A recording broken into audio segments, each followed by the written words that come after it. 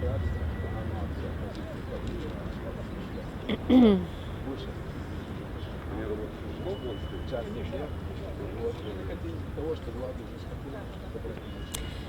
эфіры Белсат, з вами Галіна Бакунчык, дзень добры.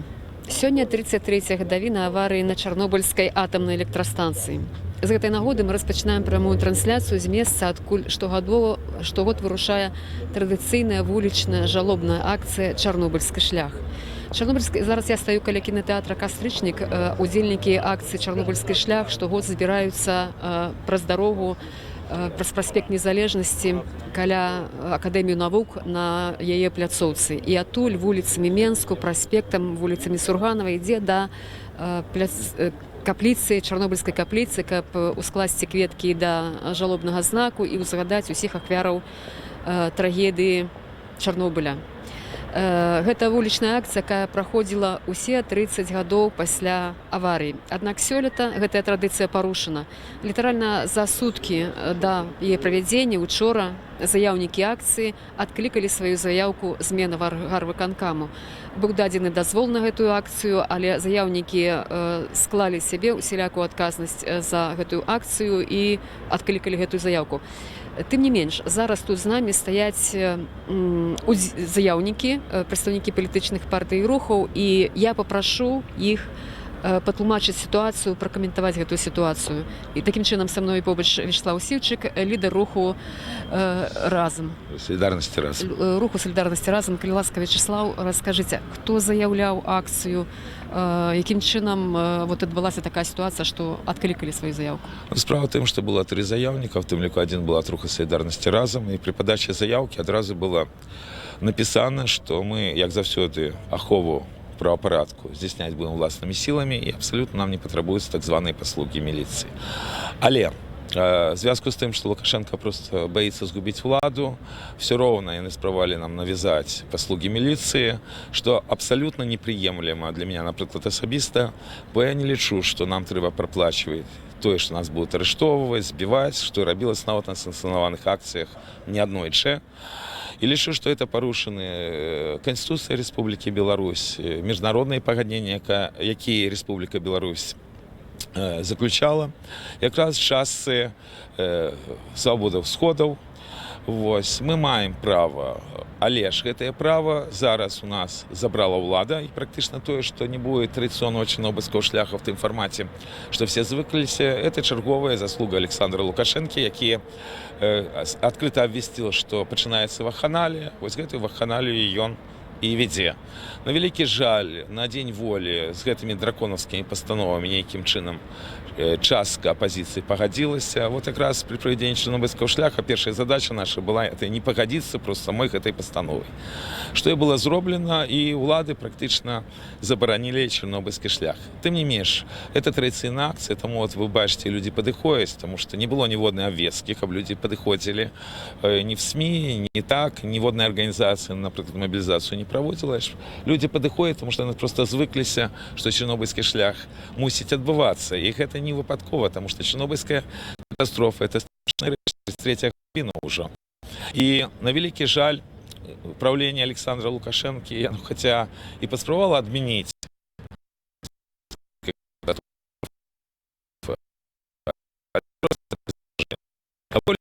Чарнобыльскі шлях адбываўся ў фармаце асноўным лозунгам гэтага чарнобыльскага шляха было бы не Астравецкая АЭС, бо гэта ўжо вельмі вялікая небяспека ўсёй беларускай нацыі. В будучым шмат што гаварылася пра небяспеку самой атамнай электрастанцыі, але ж найбольш мяне турбуе зараз ваенна-палітычная рэч, бо я абсалютна лічу, што запрацавана оно было гэтая АЭС па патрабаванню менавіта ваенна-палітычнаму з падачы Генштаба Расіі. Практычна на тым шляху перспектыўным натовских войск, якія могуць, была пастаўлена стацыянарная ядерная бомба, якая пагражае будучыню всіх беларусаў, не толькі беларусаў, але ж людзей, іншых грамадзянаў краіны, якія знаходзяцца в арэале вось гэтай Астравецкай АЭС. На вялікі жаль, все пратэсты беларускай грамадскасці яны цалкам ігнараваліся, і гэта ўжо пагроза не тэарэтычная, вельмі хутка эта АЭС павінна запрацаваць.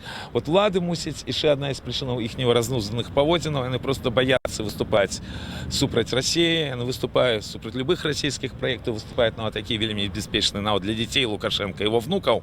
И тому вот мусить так себя разнузданы поводили по чорнобыльскому шляху. Вячеслав, зараз вернемся до гэтага месца, дзе мы зараз ёсць. Вот як вы чаму перша самі тут і як вы бачыце вот далейшую ситуацию в ближайшие хвіліны там ці гадзін? Я тут знаходжуся менавіта таму, што все-таки заявка падавалася і трэба паглядзець, што будет адбывацца по гэтай прычыне в першую чаргу. Вот. Что будет отбываться, мы сами поглядим, бо организованного ничего не рыхтовалось на 26 красавіка, не было таких магчымасцяў. Вот. И, в принципе, были іншыя магчымасці значна дробныя выкарыстаны для того, каб данесці нашу пазіцыю. Я звяртаю увагу і на заявы аргкамітэта, где в тым ліку чётка фармуляваліся тыя рэчы, якія бы мы адстойвалі пры правядзенні чарнобыльскага шляху, абсолютно правильно. Я уже казал про Старовецкую АЭС, і там згадываліся яшчэ дзве экалагічныя праблемы, якія абсолютно актуальныя для Беларусі. Это Брестскі завод акумулятарных батарей і Светлагорская фабрика белёнай целлюлозы, завод белёнай целлулозы. Вы ведаеце, што там таксама ідзе змаганне па экалагічных праблемах. І, звычайна, пры правядзенні чарнобыльскага шляха мы хацелі бы вельмі іх падтрымаць. Аж тут атрымліваецца, што наогул перекрываецца все. Дякую, Вячеслав. І я бачу, що тут прийшли інші заявники сьогоднішньої акції. Ольга Ковалькова, Зміцер Кучук. Мне б хотілося, Зміцер, кілька слов у вас. Вот вы зараз рушите куди? Мы идем на место сбора, где было нам разрешено провести Чернобыльский шлях. Это Плесовка возле Академии наук. Значит, там у нас будет место сбора. Туда должны подойти люди, лидеры политических партий. И как раз таки мы там, нам до этого было разрешено там собраться.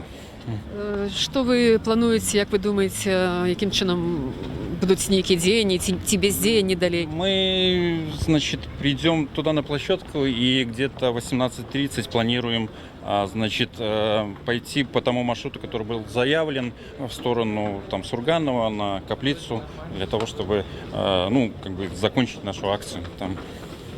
Возможно.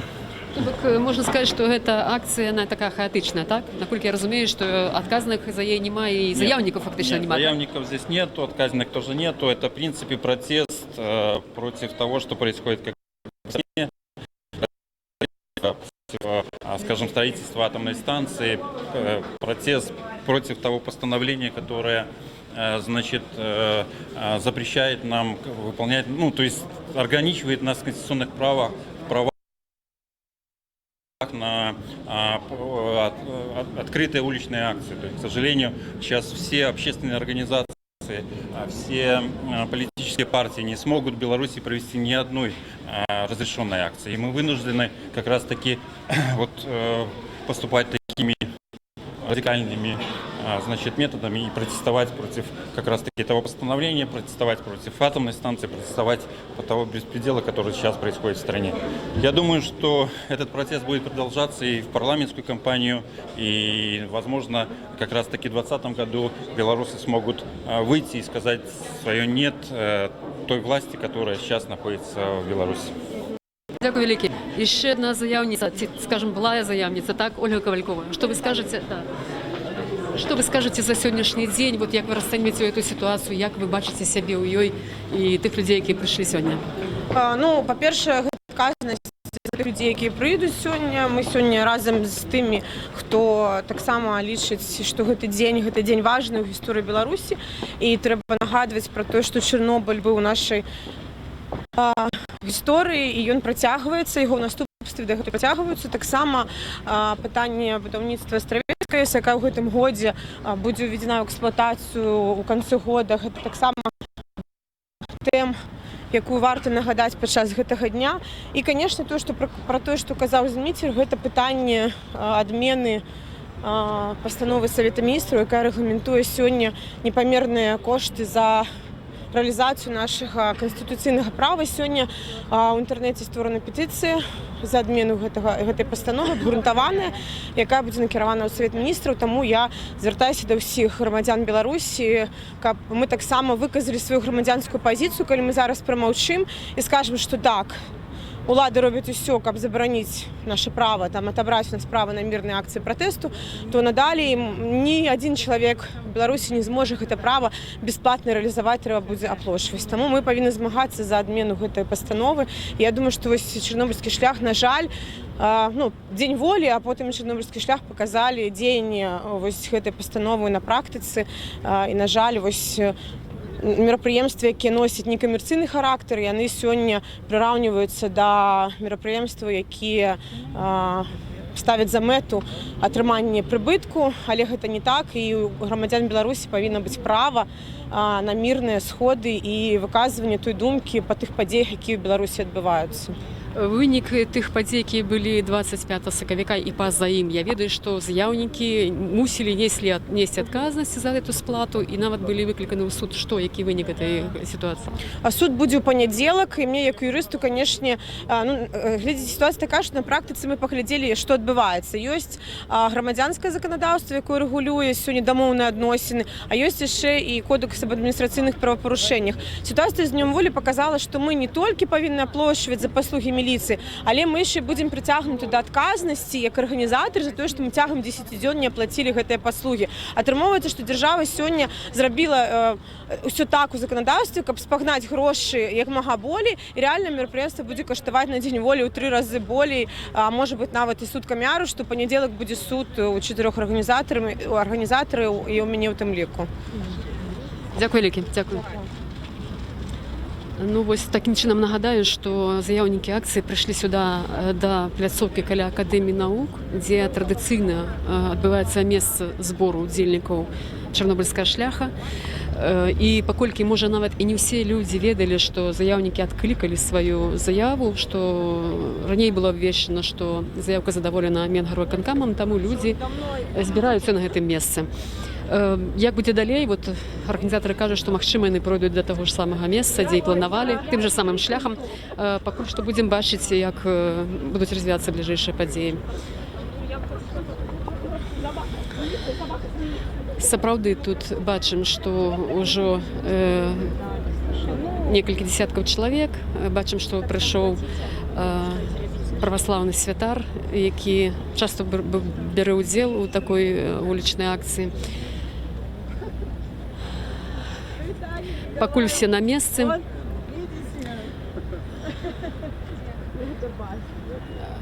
Прыйшоў яшчэ адзін лідар аб'яднанай грамадзянскай партыі Мікалай Казлоў. Думаю, што варта зараз размаўляць з Мікалаем, якая ягоная пазіцыя адносна сённяшняга дня. Дзень добры, гаспадар Мікалай. Калі ласка, для Белсату скажыце колькі словаў. Вы былы міліцыянт, вы чалавек дасведчаны ў законах, так? Что скажете про эту ситуацию, какая склалась сегодня тут? Она позорная для страны. Вот эта ситуация, которая сложилась, вот эти запреты, это финансовое удушение, можно по-разному. Можно человека повесить, а можно удушить финансово. Понимаете, вот государство как раз этим и занимается. И прекрасно понимая, что это задата, и сколько людей пострадали от этой аварии. И мы самая пострадавшая страна. Вот так вот обращаться с этим днем памяти и параллельно строить еще один, понимаете, этот энергоблок, да, еще одно возможный такий источник радиации. Ну, это позор, мне кажется. Дякую, вялікі, дякую. Зараз мы бачым, што адна з удзельніц, якая прыйшла сюды, трымае плакат, які напісаны ад рукі. На ім напісана 2018 год, смяротнасць 13 134 621 человек, натуральный прирост минус 23 371 человек. Померло 42 325 человек. Это геноцид, кто откажет. Вот такие плакат трымае женщина, якая пришла сюда на эту акцию. И я хотела бы поцікавіцца. Я знаю эту информацию. Так, скажите, до речи, откуль? 99-го года за этой информацией, за этими лічбами, за всеми. И у нас массовая смертность началась именно с 99-го года. Я не ведаю, чему это никто на это уваги не звертає. Я сама Сосіпович, педиатр. Чему вы сегодня тут? Потому что ведаю эту информацию. жуткую.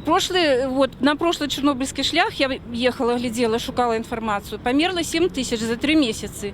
Все лето я жахнулась. И я ведаю, что акция недозволенная. Я все равно поехала, потому что это страшные лічбы. Вот. Ці люди ведаюць, от ви як медик. Я думаю, что не ведают. Никто такую информацию не шукає и не ведає. Чому? Не хочуть ведаць, не можуть ведаць. Я Ці треба її ведаць ввогуле? Її просто, як би сказати, не то, що ховають, а не доводять до насильництва, тому що це страшна інформація. Що з гэтым можна робити, як ви думаєте? По-перше, у нас у Гомельской области дозволено землеробство. Это первое, что откуда ідзе зараза.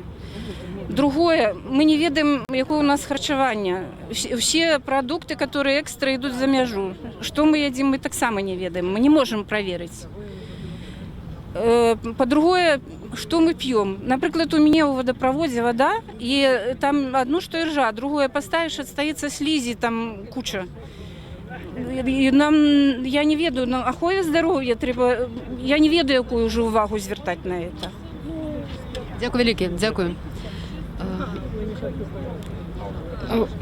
Ось так, оказується, люди, які прийшли на эту акцію. Нават Сасіпович чоловік приїхав для того, щоб довести вот эту інформацію до громадства, яку вона лічить довести необхідно. Бачимо інших людей так само, з квітками. Будемо знайомитися. Добрий день. Я так розумію, що ви Меня уже брали прийшли. Нічого, це не буде за лишнім. Скажіть, будь ласка, для тих людей, які зараз нас бачать в ефірі, чому ви тут з квітками? Що це все означає і що ви хочете донести своїм приходом, своїм уділом?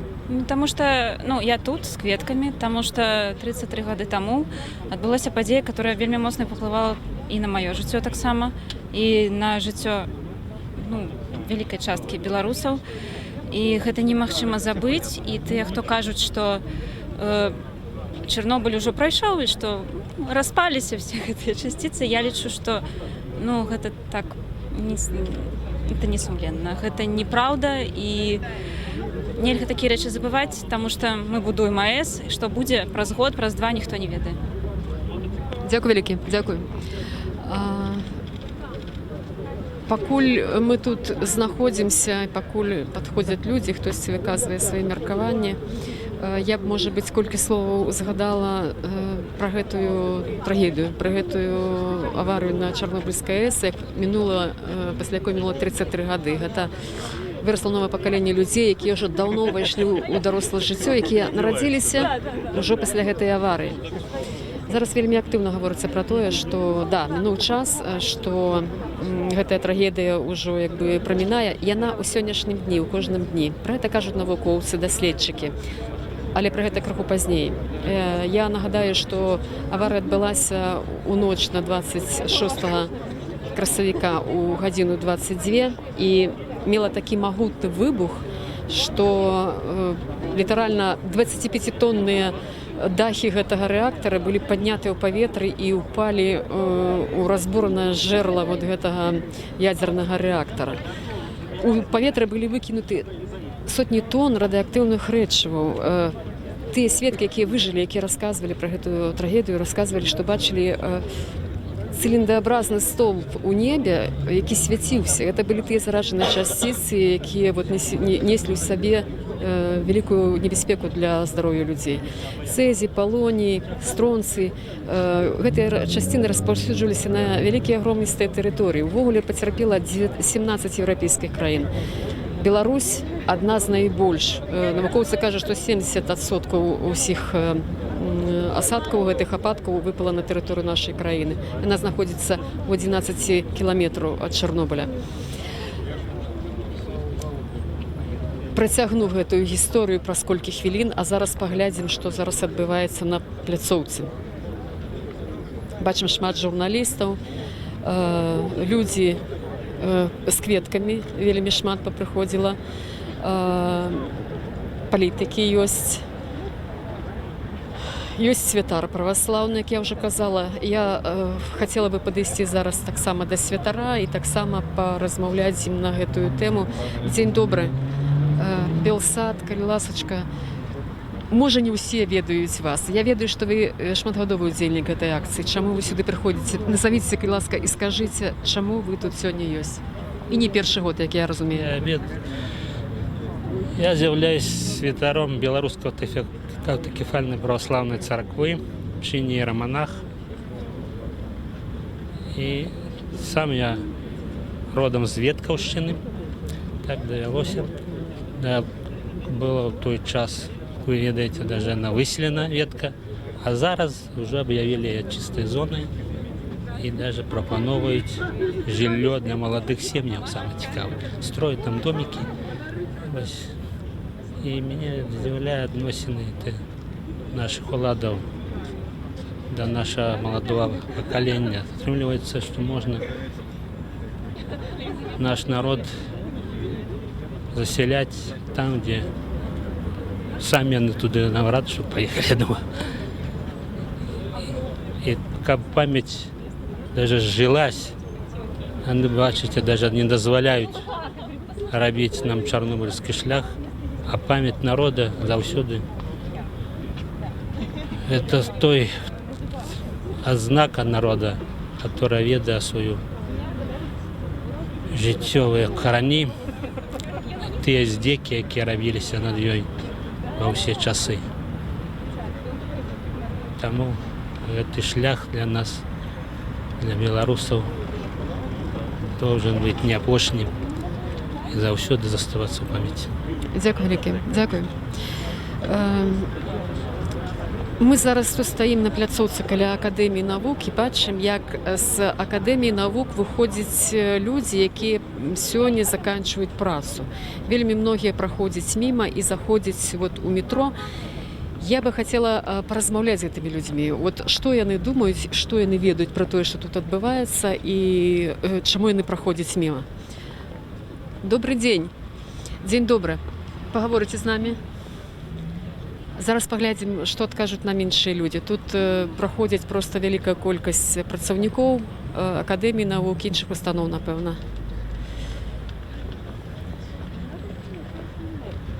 А людзі не хочуць, каб іх здымалі.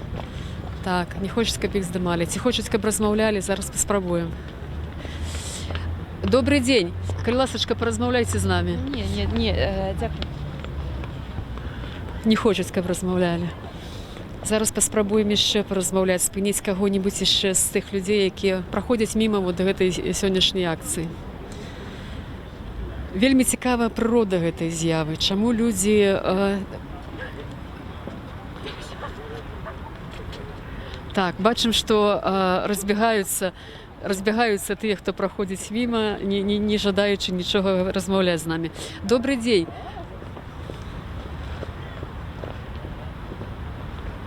Пакуль што не ўдалося вот нізводным з людзей паразмаўляць тых, которые ідуць з працы вот пра гэтую бяду і пра гэтую акцыю. У такім выпадку падойдзем да ўдзельнікаў і пацікаемся, што яны думаюць пра гэта. Чаму людзі вось так ставяцца да таго, што сёння адбываецца, да гэтай даты, да гэтай трагедыі. Паспрабуем яшчэ разочак. Добрый дзень. Вот это ўжо чарговы раз, калі ўжо з намі не жадаюць гаварыць. Зараз падыдзем да ўдзельнікаў акцыі, паспрабуем паразмаўляць. Тых, хто прыйшоў сюда з кветкамі. Добрый дзень. Ці паразмаўляеце з намі? Не, прабачце. Таксама не хочуць размаўляць. Ну, такая вот сітуацыя, нават не ведаю, што сказаць пра гэта. Сюды выходзіш такі дзень на Акадэмію. Дзень добры. Ці паразмаўляеце з намі? Я не ведаю, пра што хочаце гаварыць. Вы прыйшлі як? Праходзілі міма, зайшлі адмыслова сюды? Не, я актывістка, я хожу заўсёды. Прыйшла паглядзець, колькі ж будзе ў гэтым годзе. Я хожу з першага раза. О. Ну добра, а што скажаце пра тое, вот колькі тут людзей, што вы пра гэта думаеце? Ну, пакуль мала. Ну, так заўсёды было. После як падыходзіць час, калі трэба ісці ўжо, адкульсьці набегае, то можа яшчэ прыйдуць, хаця ж я прачытала, што не будзе 6, так? Ну, невядома, тут удзельнікі самі губляюцца ў тым, што як адбудзецца. Ну, колькі прыйдзе людзей. Прыйдзе шмат, дык пойдзем, ну а мала, дык калісьці, казаў Віцей Вашкевіч, станем уздоўж дарогі са свечкамі, такое таксама было калісьці. Так што ну птушкі сцягу не відаць. Хацелася б Але ж можа ўздымуць, можа яшчэ будзе. Што не дармеш. зараз паўдзельніка ён прыйшоў з таксама самаробны плакат, на якім напісана экономичный Чернобыль гораздо страшнее атомного Чернобыля. За последние 25 лет население Республики Беларусь сократилось более чем на 700 тысяч человек.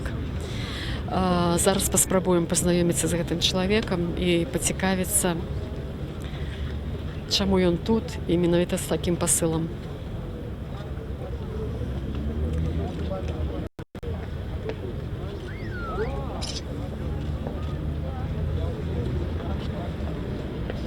Вон пройдите к женщине, у нее тоже лозунги там.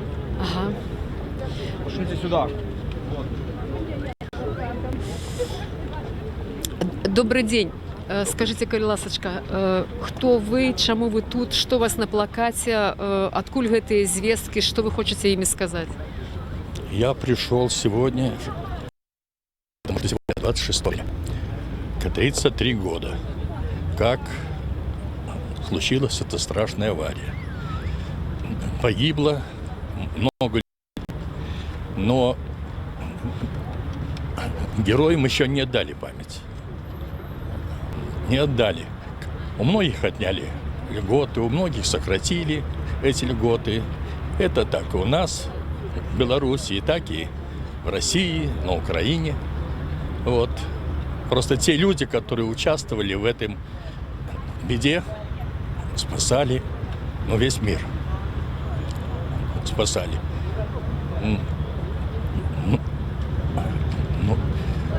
Дань, конечно, еще не отдана им. Та, которую заслужили. Ну, а по сравнению с Чернобыльской аварией, последние годы проходит страшный, мор народа Беларуси. Посмотрите на города, посмотрите на деревни. Уничтожается, сокращается, закрывается. Страшно просто жить сегодня. Мы не знаем ничего детям своим. Ці можна змяніць і своим приходом, ці свої дітей нешта змяніць, скажите, будь ласка. Я бы хотел, чтобы просто люди видели и понимали, что происходит. А я могу, чтобы люди задумались, что Чернобыль принес в жертву, допустим, десятки тысяч человек. А за последние 25 лет в стране, где вроде бы надо жить, сокращение численности населения, как 3 Хиросимы. Что это за... Дякую.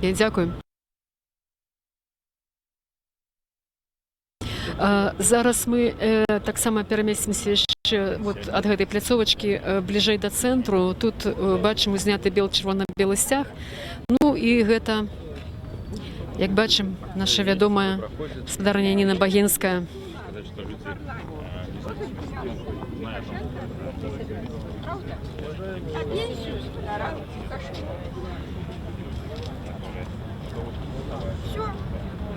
Не шмат слов є. Все написано на плакате. Здравствуйте. Я не В связи розумію с тем, вашу что мероприятие «Чернобыльский шлях» Я не розумію вашу организаторы отказались от его проведения, А я сбор не на площадке отмовилась, я не Национальной организатор. академии наук, а также шествие и митинг в Парк Дружбы народов запрещены. Это является несанкционированным мероприятием. Я на вашей воле не слухаю. Просьба проследовать к месту официального мероприятия Киевский сквер по улице Каховского. В случае невыполнения наших законных требований вы будете привлечены к административной ответственности в соответствии с действующим законодательством. Что, на стране нельзя ходить свободно по улицам города? Я самостойно пришла сюда, пішичи. Что это такое? А на вашей мове не чую. Не чую. Не слухаю і не потрапляю. Маю право, а чому ви на самій справі? Погоржає нашій мові. Коли сумновідомий референдум навіть приймало це ганебне двомов'я, так нехай так само ж вшанує і іншу мову, не тільки російську. Ми так само бачимо, що супрацовник міліції зараз підійшов до ще одного чоловіка з плакатом, з яким ми тільки що розмовляли, ну і зробив ту ж саму офіційну промову. Він підходить по черзі як усім людям, які тримають плакати, з тим же офіційним традиційним попередженням про відказність. Шествие, митинг, парк «Дружба народов» являются несанкционированными мероприятиями. Просьба пройти к месту официальных мероприятий проведения в Киевский сквер по улице Каховского. В случае невыполнения вами наших законных требований вы будете привлечены к административной ответственности в соответствии с действующим законодательством. Ми вас почули, ми пройдемо. Якраз ось Мы пойдем по улице Сурганова, якраз Киевский сквер через Каплицу. Тут організатори спробують ніяке рішення прийняти. Зміцер Кучук тільки що... Зміцер Кучук, я так розумію, що ніяке рішення відпрацьовується, так? Мы, скорее всего, пойдем по улице Сурганова до Каплицы. Потом, если кто-то захочет, то я думаю, что может пойти в Киевский сквер. А про яка розмова у Київській? Я не знаю, говорят, что в Киевском сквере якобы разрешенная акция, а здесь акция запрещена. А хто їй дозволяв, хто їй просив? Не ведаю. И сколько она будет коштовать, я тоже не знаю. Зрозуміло. Ну, ось покуль така ситуація. Організаторів, так би мовити, офіційних нема, а неофіційні покуль визначаються, як бути далі. Людей, бачимо, не так шмат, але не прийшли. Хотілося б ще притягнути вот эту тему ставлення великої кількості людей. І як би що не було, но людей тут некалькі десятків. З нас було сотні людей, можна сказати, які вертаються з праці, які не спинилися навіть порозмовляти з нами про те, що відбувається. Мені б хотілося перепитати людей, що вони думають про таку ситуацію.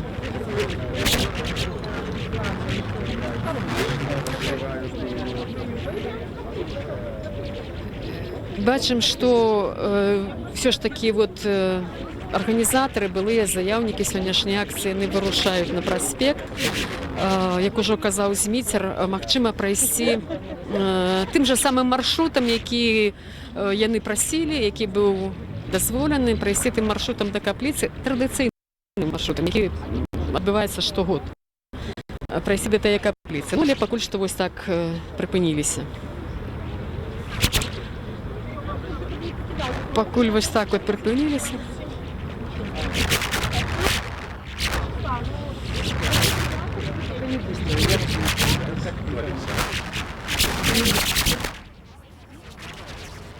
Ворушка, гэта такая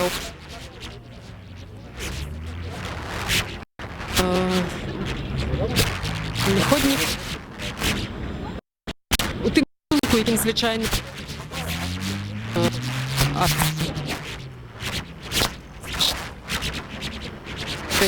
де православні свята, з якими ми розмовляли, йдуть заявники акції, які вони кажуть, вони анулювали самі. Ну, але прийшли як звичайні люди на те традиційне місце.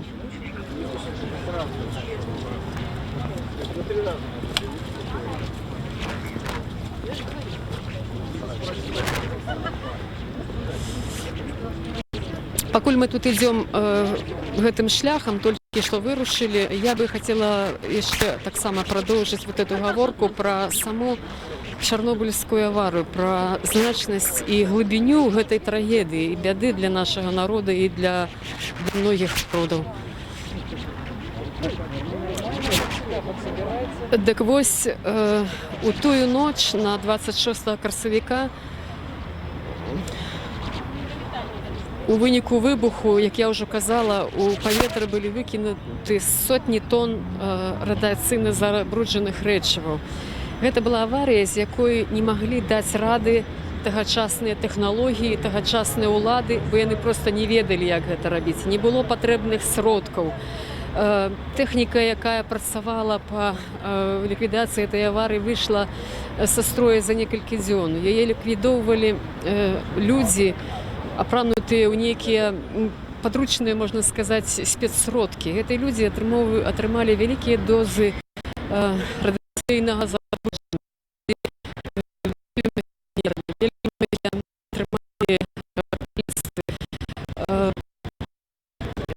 Інвалідамі, і вельмі многія атрымалі розныя ступені захворвання. Найбольш небяспечнае у той аварыі было тое, што гэтая радыяцыя, гэтае забруджванне распаўсюджвалася на вялікія тэрыторыі не толькі праз паветра, але праз прадукты харчавання, калі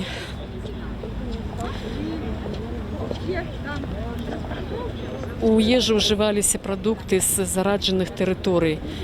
І гэткім чынам гэтая трагедыя яна не знікла і па сёння, таму што на гэтых землях не толькі вядуцца гэтыя сельгосработы, але яны яшчэ і аднаўляюцца, то есть вяртаюцца ў абарот гэтыя землі, і гэтая прадукцыя прыходзіць к нам праз прадукты харчавання. Пра гэта Юрый Бандажэўскі, прафесар, які заснаваў медычны гомельскі універсітэт. Ён рабіў адмысловыя даследаванні пра малыя дозы радыяцыі і казаў, што яны проста смяротныя для здароўя. Малыя дозы радыяцыі яны выклікаюць цяжкія паталогіі ад людзей, ад якіх паміраюць, і гэта не звязваюць з наступствамі Чарнобыля, хаця па сутнасці гэта з'яўляецца так.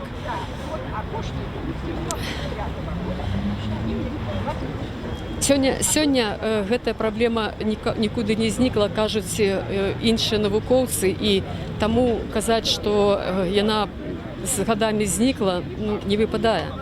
Навукоўцы сцвярджаюць, што распад радыеактыўных рэчываў ён працягваецца на дзесяткі і сотні гадоў. Тым не менш, як бачым, гэтае шэсце сёння у гадавіну памяці пра тую трагедыю, яно, як бачым, складаецца з дзесяткаў людзей. Падкрэслю, што заяўнікі адмовіліся ад сваёй заяўкі, і яна праходзіць, можна сказаць, стыхійна. Яна праходзіць традыцыйна, так як гэта было ўсе 30 гадоў. То бок людзі разумеюць глыбіню этой праблемы, прынамсі тыя людзі, якія сёння сюды прыйшлі.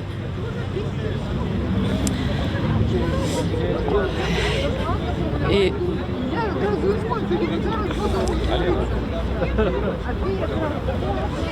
бачым, што калона пры ўсім тым, што яна адбываецца,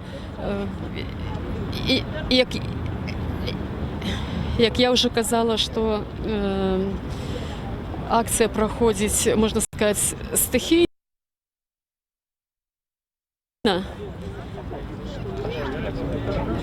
Некалькі дзесяткаў чалавек прыйшло, і хацелось бы паразмаўляць з тымі людзьмі, якія зараз у ёй удзельнічаюць.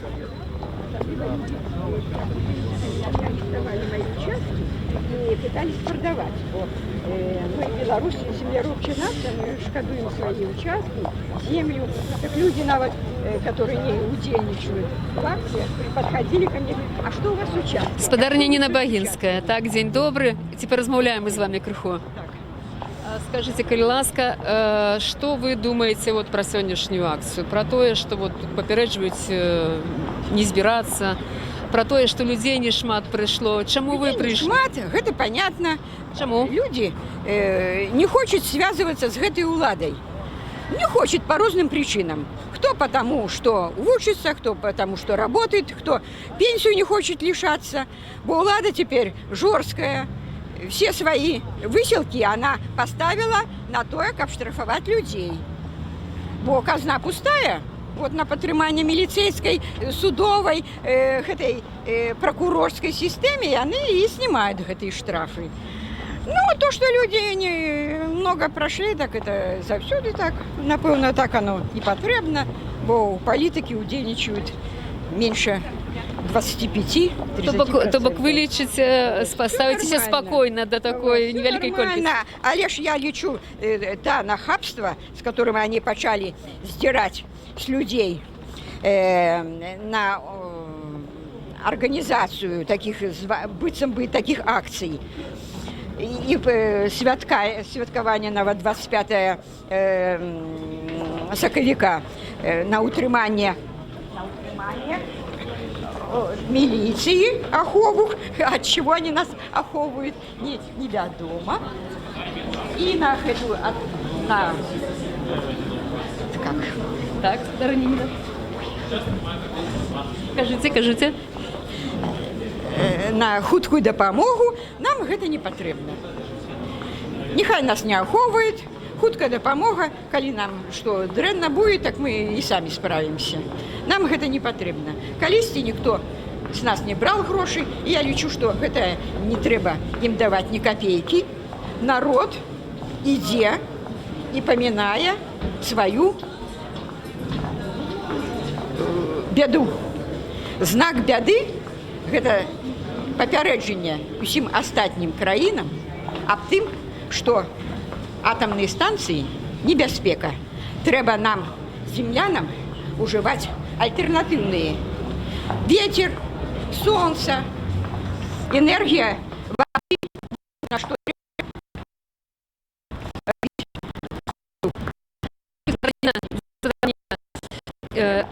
Дякую, Дараніна. Я нагадаю толькі, што мы зараз прайшлі праз падземны пераход, каб патрапіць на той же самы шлях, якім штогод ідзе гэты чарнобыльскі шлях на вуліцы Сурганова.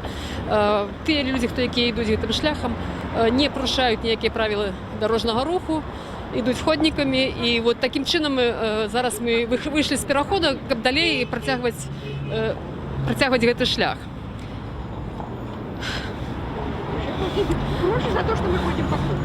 Зараз мы стаім таксама на пераходзе. Частка людзей ўжо знаходзіцца на іншым баку. Там таксама паднялі бело-чырвона-белыя сцягі. Мы яшчэ чакаем гэтага пераходу. Ну і бачым чалавека таксама. Тут ёсць вот чалавек з кветкамі. Паразмаўляем зараз з людзьмі.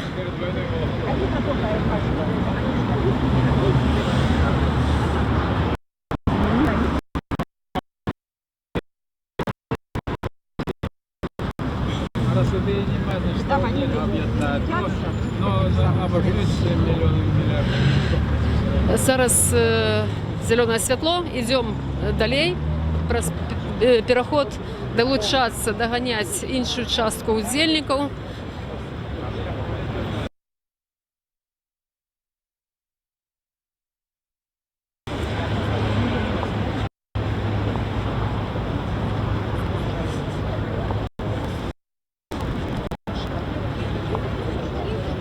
Дойдзем да іншай часткі удзельнікаў. Сёння пятніца, канец працоўнага дня. Вельмі шмат людзей на вуліцах тут на пераходзе, але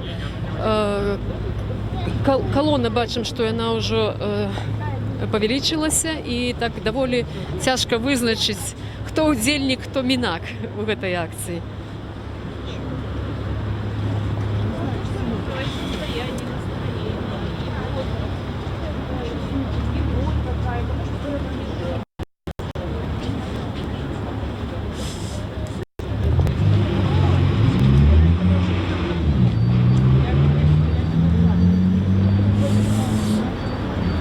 Ідзём вуліцай Сурганова. Я нагадаю, што Белсат вядзе прамую трансляцыю з так званага чарнобыльскага шляха. Так званага таму, што акцыя традыцыйная, яна праводзілася усе 30 гадоў пасля аварыі на чарнобыльскай станцыі. Сёння ж упершыню парушаная традыцыя. Заяўнікі адмовіліся ад сваёй заявы. Менгарвыканкам дазволіў гэту традыцыйную акцыю, але паводле новай пастановы Савета міністраў запатрабаваў ад удзельнікаў каля 6 000 беларускіх рублей аплаты за працу міліцыі. Заяўнік гэта чарнобыльская шляха, лідар палітычных партый і руху, лічыць, што гэтыя патрабаванні незаконныя, бо праца міліцыі аплочана грамадзянамі, падаткаплатнікамі праз бюджэт, і патрабаванне новай аплаты з'яўляецца такім вымаганнем і ціскам на грамадска-палітычную актыўнасць людзей. Таму адмовіліся плаціць гэтыя грошы, і паколькі паводле аналагічнай несплаты за правядзенне вулічнай акцыі 25 сакавіка, святкавання Дня незалежнасці, заяўнікаў прыцягваюць у суд, адмовіліся ад правядзення этой акцыі, забралі сваю заяўку і знялі з сябе ўсялякую адказнасць за тое, што сёння тут адбываецца. Аднак людзі прыйшлі традыцыйна на тое месца, дзе яны збіраюцца штогод. Яны памятаюць, як гэта праходзіць, дзе гэта праходзіць, і ідуць гэтым шляхам. Вось зараз якраз гэта і адбываецца. Тут вельмі вузкія вуліцы, як я ўжо сказала, пятніца, канец дня прыпынкі, вельмі шмат людзей, таму як толькі ў нас з'явіцца магчымасць, мы паразмаўляем з людзьмі, якія ідуць у гэтай калоне.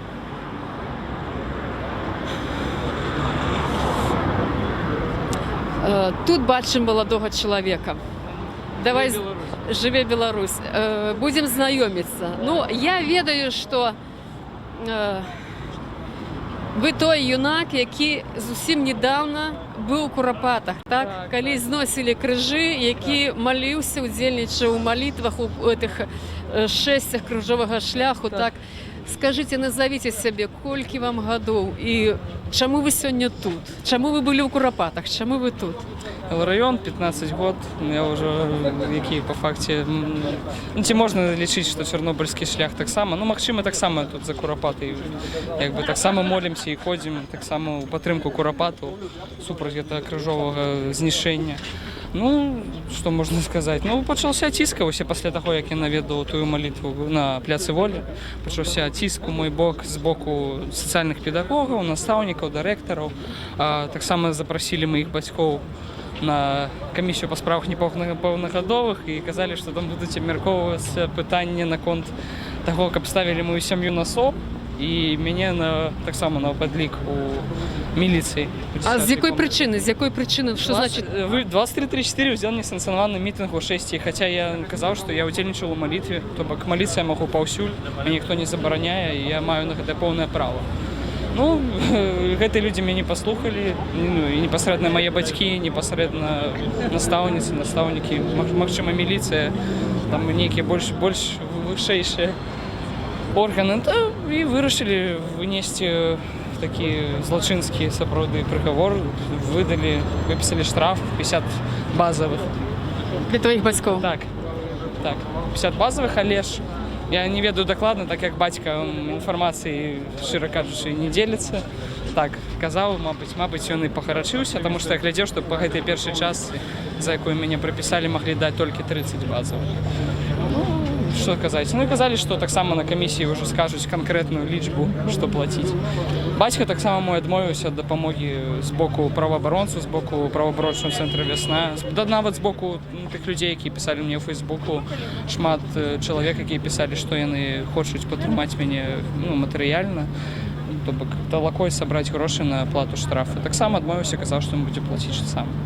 Гэта чаму? Ён цябе падтрымлівае ці гэтак не падтрымлівае? Што ані маці, ані бацька, і бабушка з дзедушкай таксама. Ніхто мяне не падтрымлівае. Мяне падтрымліваюць толькі тыя людзі, непасрэдна з майго кола, так казаць, там, з кім я гутару, там, у большасці свае падтрымліваю кантакты. Вось тыя людзі мяне падтрымліваюць, тыя людзі, хто мне ў Фейсбуку, дзякую ім вялікі, хто піша мне ў Фейсбуку кожны дзень амаль, і падтрымлівае мяне добрым словам наконт таго, што трымайся, Іларыён, мы з табой, мы цябе не бросім, калі што, пішы нумар карткі, скінем там грошы, дапаможам з аплатай штрафу.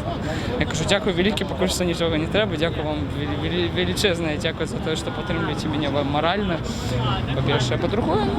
Дзякую табе вялікі. А скажы, калі ласка, ну, в такім выпадку, ты чаму тут зараз? Што для цябе Чарнобыль? Што ты пра яго ўвогуле ведаеш? 15 гадоў, а чарнобыльскай аварыі 33.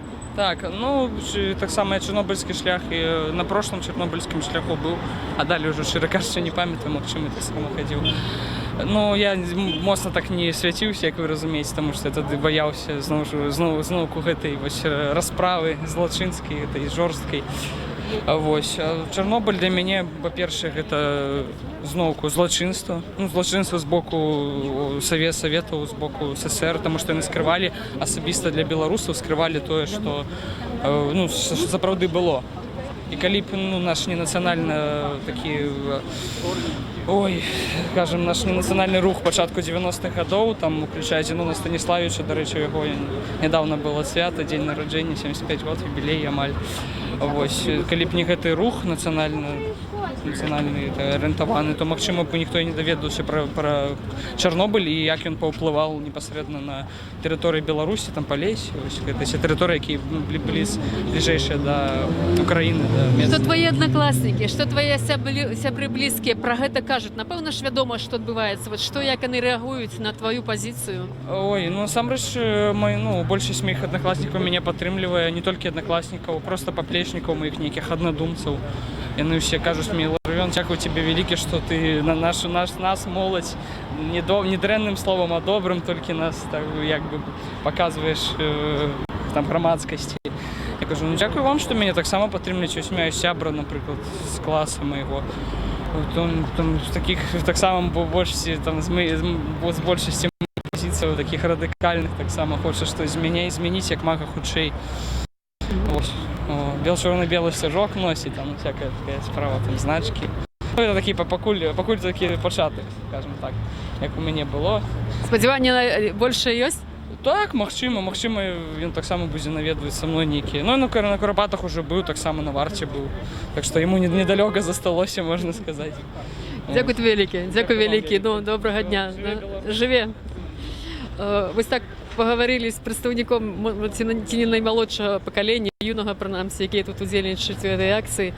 Зараз будзем працягваць наш шлях, размаўляць з людзьмі. У мяне ёсць вельмі шмат пытання да людзей дасведчаных. Што яны думаюць пра патрэбу сённяшняй акцыі? Пасля таго, як заяўнікі адклікалі сваю заяўку на правядзенне шэсця, то вельмі шмат размоваў пачало весціся, што чарнобыльскі шлях ён як бы зжыў сябе, што ён страціў ідэю, патрэбу, можа нават і актуальнасць самой чарнобыльскай аварыі, яна як бы ўжо вычарпала сябе. Ці сапраўды гэта так? Мне бы хацелася перапытаць пра гэта у тых людзей, якія сёння бяруць удзел у гэтай акцыі. Будзем знаёміцца з людзьмі. Пакуль мы не бачым побач палітыкаў, яны дзесьці тут у калоне, то будзем знаёміцца з тымі людзьмі, якія тут ёсць. Добрый дзень, размаўляем з вами. Так, толькі што я казала пра тое, што часто гучаць такія думкі, што... Автор этих думок, вы можете к нему подойти и спросить у него, что он имел в виду господин Подковец. Шмат кажуць пра тое, што чарнобыльскі шлях себе вычарпаў. Што вы пра гэта думаеце? Слухайте, Чарнобыль – это одна из найбуйнейших катастроф в истории нашей краины и одна из найбуйнейших у свете наогул. И, простите, я перейду на русский. Як вам зручно так? Сергей Чалый, который только что пошел вперед, он сказал одну правильную штуку. А что изменилось? Эта катастрофа была, люди погибли. И мы просто, обязаны, пусть нас здесь очень мало, выходить, потому что нужно помнить несколько вещей. Во-первых, погибли люди, и люди погибают до сих пор, и этот список продолжается. Это раз. А второе, кроме всего прочего, то, что это страшная история про экологию, это история про безответственность власти. Власти, которая продала свой народ и нацию просто из-за мелких страхов, из-за безалаберности, из-за того, что она боялась за свои кресла. Понимаете, это очень важное событие, которое показывает, что в мирное время власть, даже не собираясь уничтожать свой народ, это не репрессия. Просто своим бездействием может убить большое количество людей. Это очень важно. И если мы просто закроем эту тему и не выйдем, хотя бы один человек. Мы вообще, когда шли сюда, думали, нас будет 2-3, нас больше, в 10 раз. Это будет очень неправильно. Это худшее, что мы можем сделать по отношению к себе, не в прошлом, а в будущем. И это, невозможно. Сказать, что себя изжила, как сказать изжила? Изжила себя БНР просто потому, что он был очень давно. Изжила себя Оршанская битва или битва где-то еще? Нет. Это, только это не праздник, по которому легко веселиться, это трагедия. Но она не может себя жить, она была. Дзякуй вялікі. Зараз тут у нас недалёка ад нас знаходзіцца Яшчэ адзін патэнцыйны суразмоўца.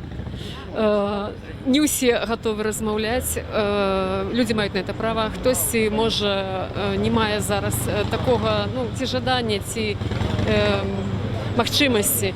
Таму будзем зараз ісці і перапытваць іншых людзей, што яны думаюць пра колькасць удзельнікаў, што яны думаюць пра наступствы Чарнобыля, ці сапраўды гэтыя наступствы ўжо, ну, зліквідаваныя, што ли. Чаму вот такое стаўленне да самой гэтай акцыі? Ну, кшталту таго, што вот арганізатары мусілі плаціць грошы, і яна зараз фактычна забароненая. Вось зараз адбываецца это шэсце такім чынам. Упершыню за 30 гадоў яна, гэтае шэсце чарнобыльскі шлях праходзіць такім, можна сказаць, несанкцыянаванай акцыяй. Бачым, што ідуць вот людзі. Колонна разделена. Говорите, он передумал, он просто... Побач са мной зараз Сергей Чалы, чалавек, які, ну, якби абазнаны ў тэме гэтай, так? Толькі што я ўжо размаўляла з людзьмі і хачу задаваць і задаваць гэтае пытанне. Ці ёсць актуальная праблема Чарнобыля? Вельмі шмат размоваў вядзецца, што і чарнобыльскі шлях ўжо няма актуальнасці, і сама праблема Чарнобыля ўжо сышла. Якби яна не актуальная, она, ну, вычерпала себе. Слушайте, смешно об этом говорить в год запуска белорусской атомной электростанции. И, во-вторых, это же вопрос памяти. Как память может быть неактуальной? Это память о погибших, о ликвидаторах. Это, в конце концов, величайшая техногенная катастрофа 20 века. И как бы получилось так, что именно наша страна понесла основной урон от этой катастрофы. И как можно говорить, что мероприятие, посвященное памяти этому, может быть неактуальным? Тем более, что, ну, вы наверняка знаете, что я сторонник атомной электростанции, вообще энергетики. И тем не менее, я считаю, что это чрезвычайно важное мероприятие, независимо от того, кто его организовывает. Организует ли вообще кто-то? Я, честно говоря, вообще рассчитывал, что нас может быть двое только здесь. Но, тем не менее, это, я считаю, долг просто обязательно. Калі вы чалавек прыхільнік атамнай энергетыкі, так, то я думаю, што вы валодаеце і такімі пытаннямі, як от наступствы аварыі, так? Як вам падаецца, як вы ведаеце, да, наколькі яны гэтыя наступствы ліквідаваныя, наколькі вычарпаны? Ці ёсць і працягваецца гэты ўплыў на здароўе, на людзей па сённяшні дзень? Бо вяртаюцца землі ў зварот, бо пачынаюцца экскурсии у Чернобыльского. Ну вы же статистику все же видите, да, по онкологическим заболеваниям. Это такая штука, которая будет проявляться из поколения в поколение, никуда не денется. Это будет еще очень долго. Ці гэта можна звязваць з наступствамі Чарнобыля? Со многими причинами, но это одна из них и, может быть, основная. Ці магчыма сёння гэтым нейкім чынам гэтыя праблемы, ну, минимализовать? Ну да, я думаю, что для этого много делается на самом деле, но и вот то, что мы сегодня делаем, это же тоже часть того, чтобы люди помнили, в конце концов, что это беда по-прежнему с нами. И это вопрос же полураспада примерно 300 лет занимает всех этих нуклидов, которые были выброшены, и поэтому это еще долго будет с нами. Добра, ну і тады апошняе пытанне да вас, так? Як вы лічыце, вот эта колькасць удзельнікаў, мы кажам, што магло і 2 чалавекі прыйшлі, ну прыйшло умоўна 22, але не 222 і не 2000. Чаму? Вельмі многія людзі абыходзілі, нас не хацелі спыняцца, не хацелі размаўляць. Это абыякавасць да ўласнага здароўя, это страх, это што? Не знаю, но я скажу, что число здесь ничего не определяет. Мы же не меряемся, кто пришел 24-го больше или 25-го, правда? Это примерно, вот, если вы помните притчу о 10 праведниках, да, сколько нужно их, чтобы не разрушать город. Их много не надо на самом деле. Этого вполне достаточно, чтобы сказать, что мероприятие состоялось. Дякую вам вялікі, дзякую. Гэта быў Сергей Чалы, адзін з удзельнікаў гэтай сённяшняй працэсіі, які, дарэчы, як ён сам сказаў, прыхільнік ядзернай энергетыкі. Тым не менш, гэтыя людзі разумеюць праблему таго, што ядзерная энергетыка гэта не толькі святло і цяпло, але гэта яшчэ і магчымасць трагедый. І вот сёння гэтыя людзі тут для таго, каб не забываць гэтыя урокі мінулага. Ну, тым часам бачым, што калона ўжо склалася немалая, тут ужо некалькі дзесяткаў чалавек, якія ідуць звыклым шляхам да чарнобыльскай капліцы.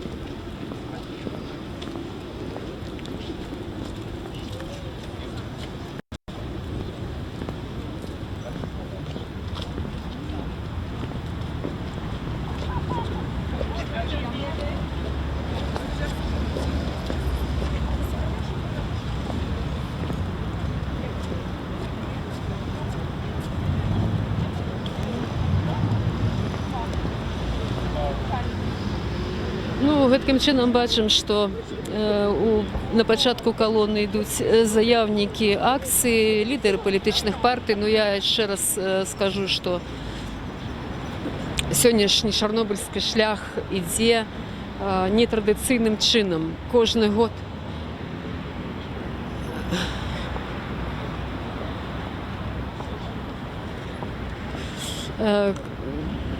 традыцыйнае шэсце праходзіць нетрадыцыйным чынам.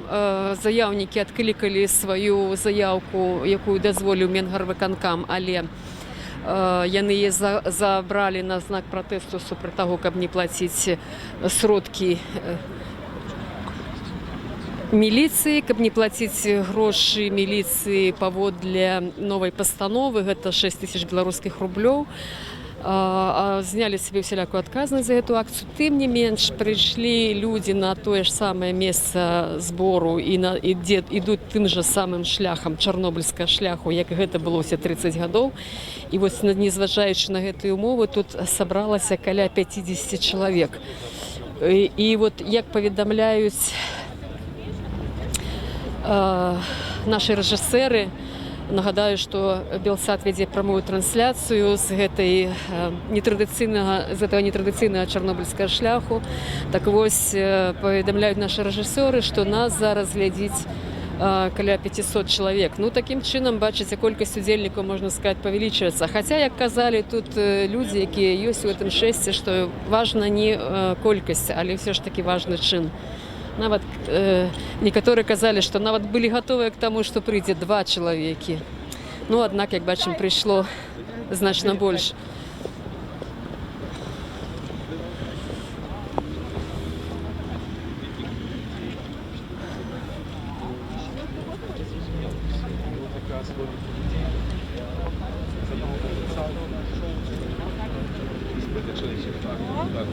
Бачым, што побач ідзе суправаджэнне міліцэйскае, ідуць відэаздымкі робяцца тых тут прысутных. Ну, гэта, зрэшты, адбываецца незалежна ад таго, якім чынам праходзіць якая акцыя, гэта адбываецца ўжо традыцыйна. Зараз будзем ізноў жа звяртацца да тых людзей, якія ідуць у калоніі, што яны думаюць пра сённяшні дзень, пра нашу сітуацыю ў Беларусі. Что обмежевались меньшинств. По-моему, Украина с тем, что меньшинство входит от Варшавелита, Львов, войски, которые находятся. И страшно. Потому что они там это самое решили. Большая трагедия, что Варшавелит никто не пошел. Это за все это.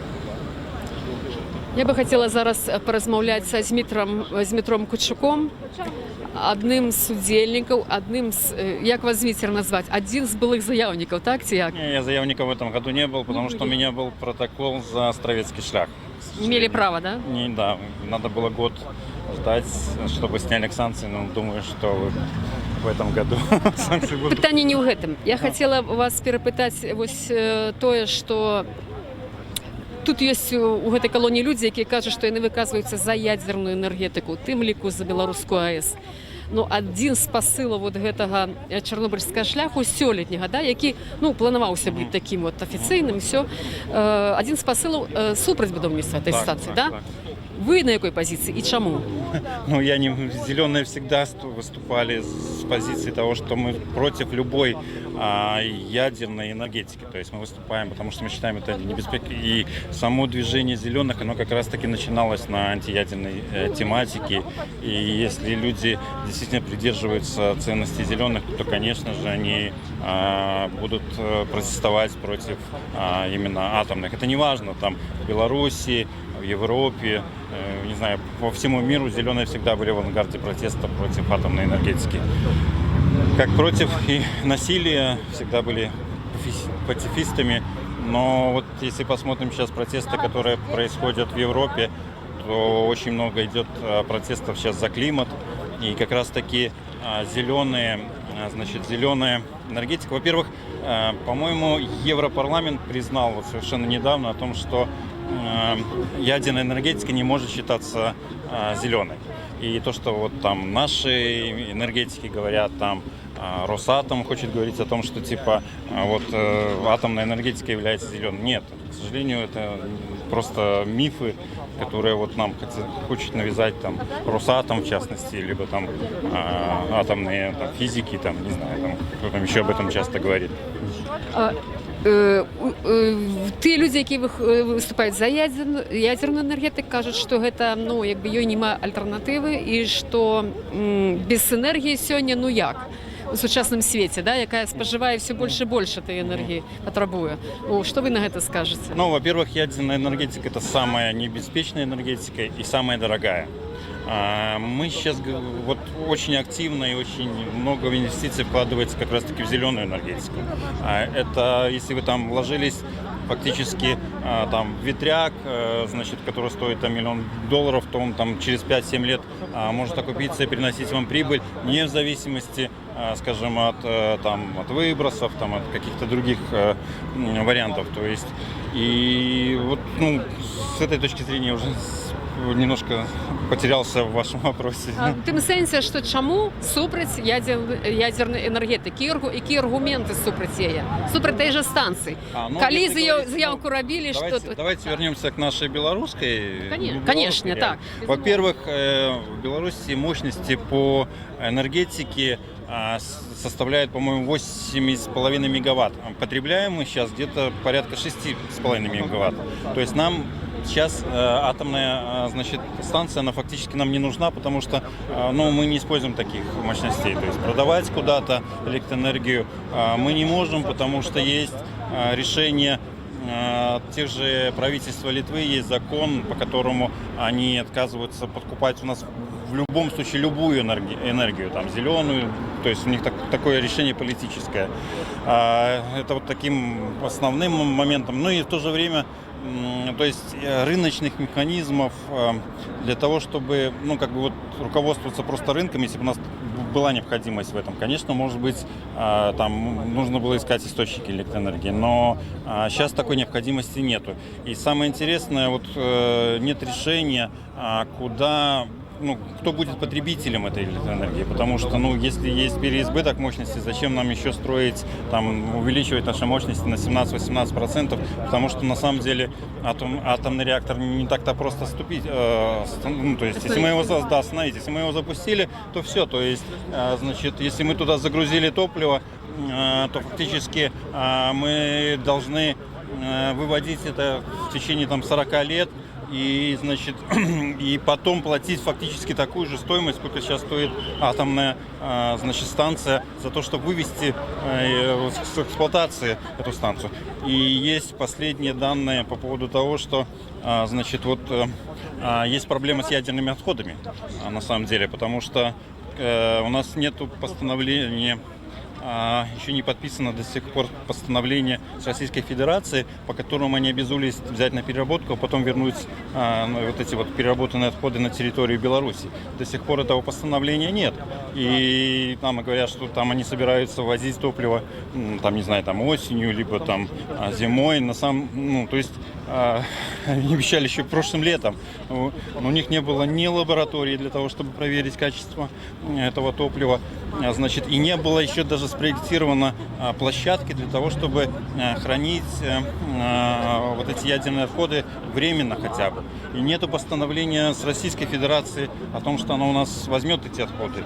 И еще есть один очень такой фактор того, что, значит, в России мощности по переработке ядерных отходов, они загружены полностью, то есть мы не сможем туда вписаться со своими отходами в Беларуси. Единственная возможность, в принципе, как делают там литовцы, это хранить на территории Беларуси, для того, чтобы строить могильник. Так вот, могильник будет порядка, оценивается там 2-3 миллиарда.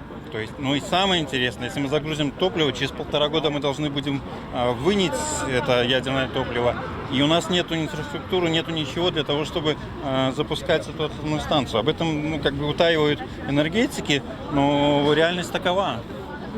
Это вельми не тільки потреба есть, это великое задоволение атомной станции, так разумею, так?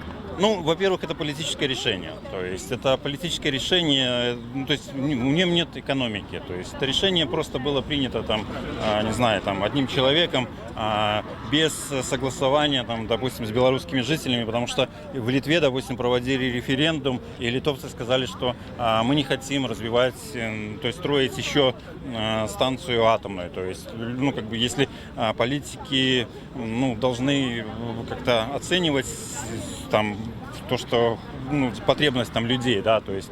И я знаю, что 90% белорусов против атомной станции, и у них, к сожалению, никто не спросил разрешения, то есть их мнение по поводу того, что нужна Беларуси атомная станция, и развивать энергетику ядерную с тем, что значит, белорусы пострадали от Чернобыльской катастрофы. Это просто недопустимо, потому что у нас онкологические заболевания, у нас куча проблем. Сегодня было на Чернобыльском шляхе, у нас, по-моему, 48 тысяч людей как раз-таки умирает от онкологии. То есть и эту статистику от нас утаивают. А атомная станция, как бы она ни была, есть экспертные оценки о том, что значит, будут все равно в любом случае выбросы. И в 30-километровой зоне будут, значит, в приводе, значит, будут, возрастать рост онкологических заболеваний. Дякую велике. Потому что как раз-таки в Нарочи, в самой чистой зоне Белоруссии, значит, у нас будут такие последствия от Островецкой атомной станции. Дякую. Поэтому мы протестуем. Да, дякую велике, дякую. Тим часом уже колона наближається до площі Бангалор.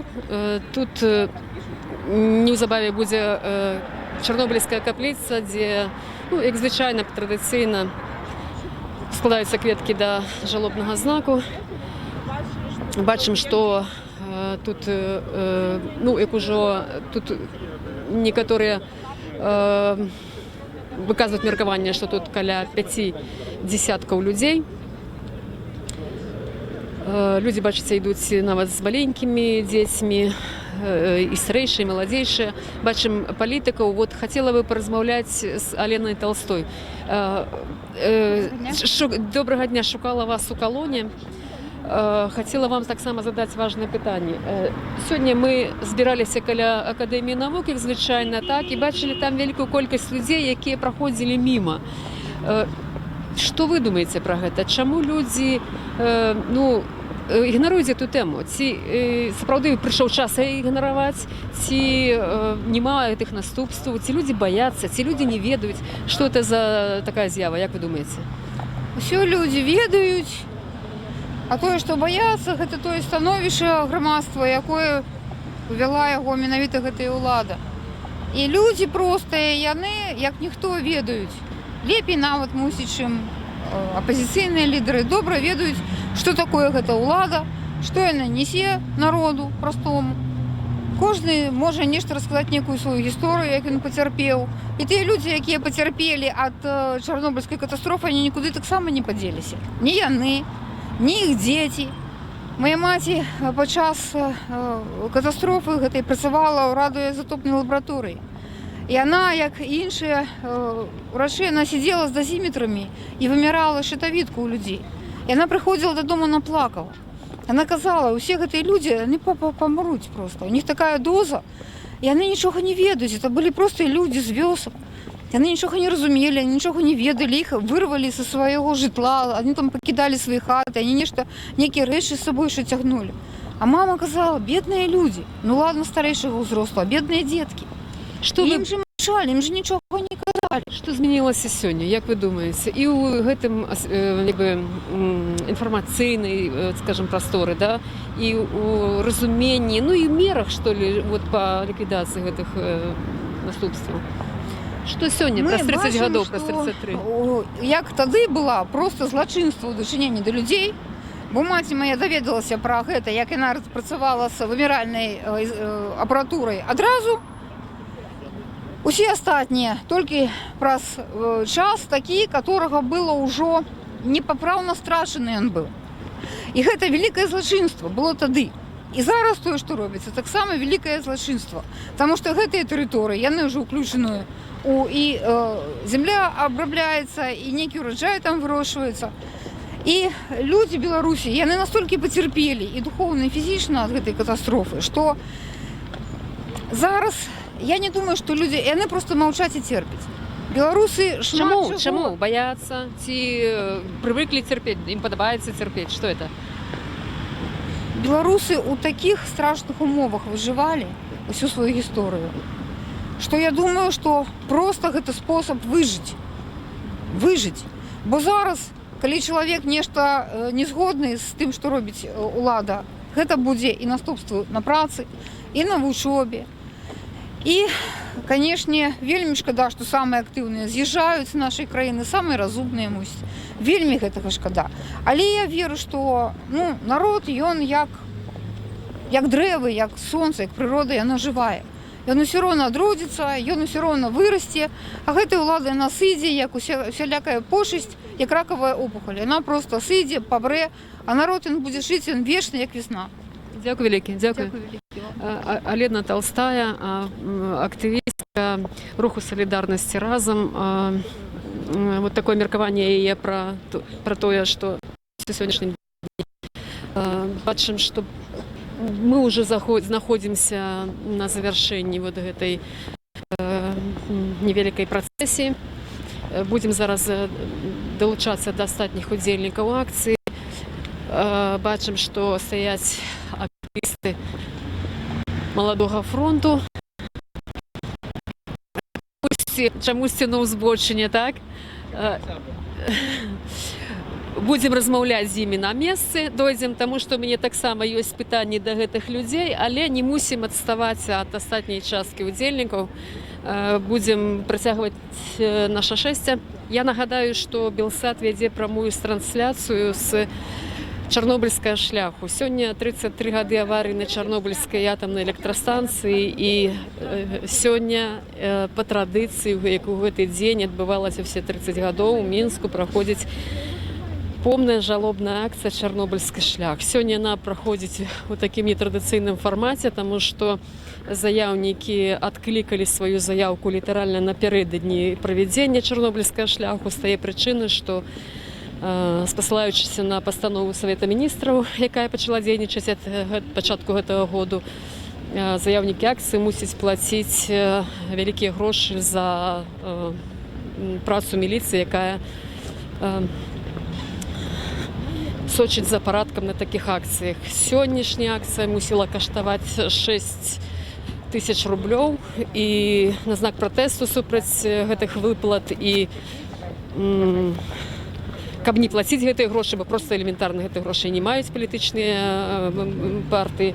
Яны адклікалі заявку. Тым не менш, людзі прыйшлі, стыхійна сабраліся на тым жа самым месцы, дзе збіраюцца штогод для Акадэміі навук на пляцоўцы, і вось рушылі па тым жа даўнім маршруце да чарнобыльскай капліцы, каб ускласці кветкі да помнага знаку і ушанаваць памяць загіблых.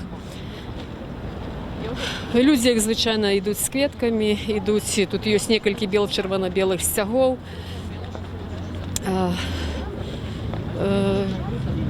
Многія кажуць, што не спадзяваліся нават на гэтую колькасць удзельнікаў, паколькі фактычна гэта акцыя, калі яна фармальная, то яна не санкцыянавана, і супрацоўнікі міліцыі нават папярэджвалі людзей.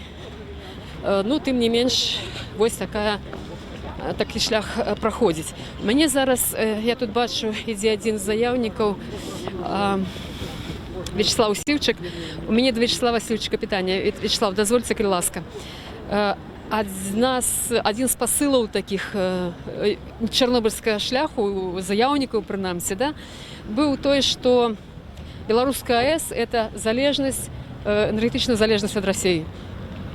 Что это значит, расшифруйте, калі ласка? Это означает, что просто энергетичная бяспека нашей краіне нацыянальная, яна при пабудове Астравецкай АЭС ще возрастае. Бо мы просто технологично будем от этого залежать со всеми вытекающими отсюда наступствами.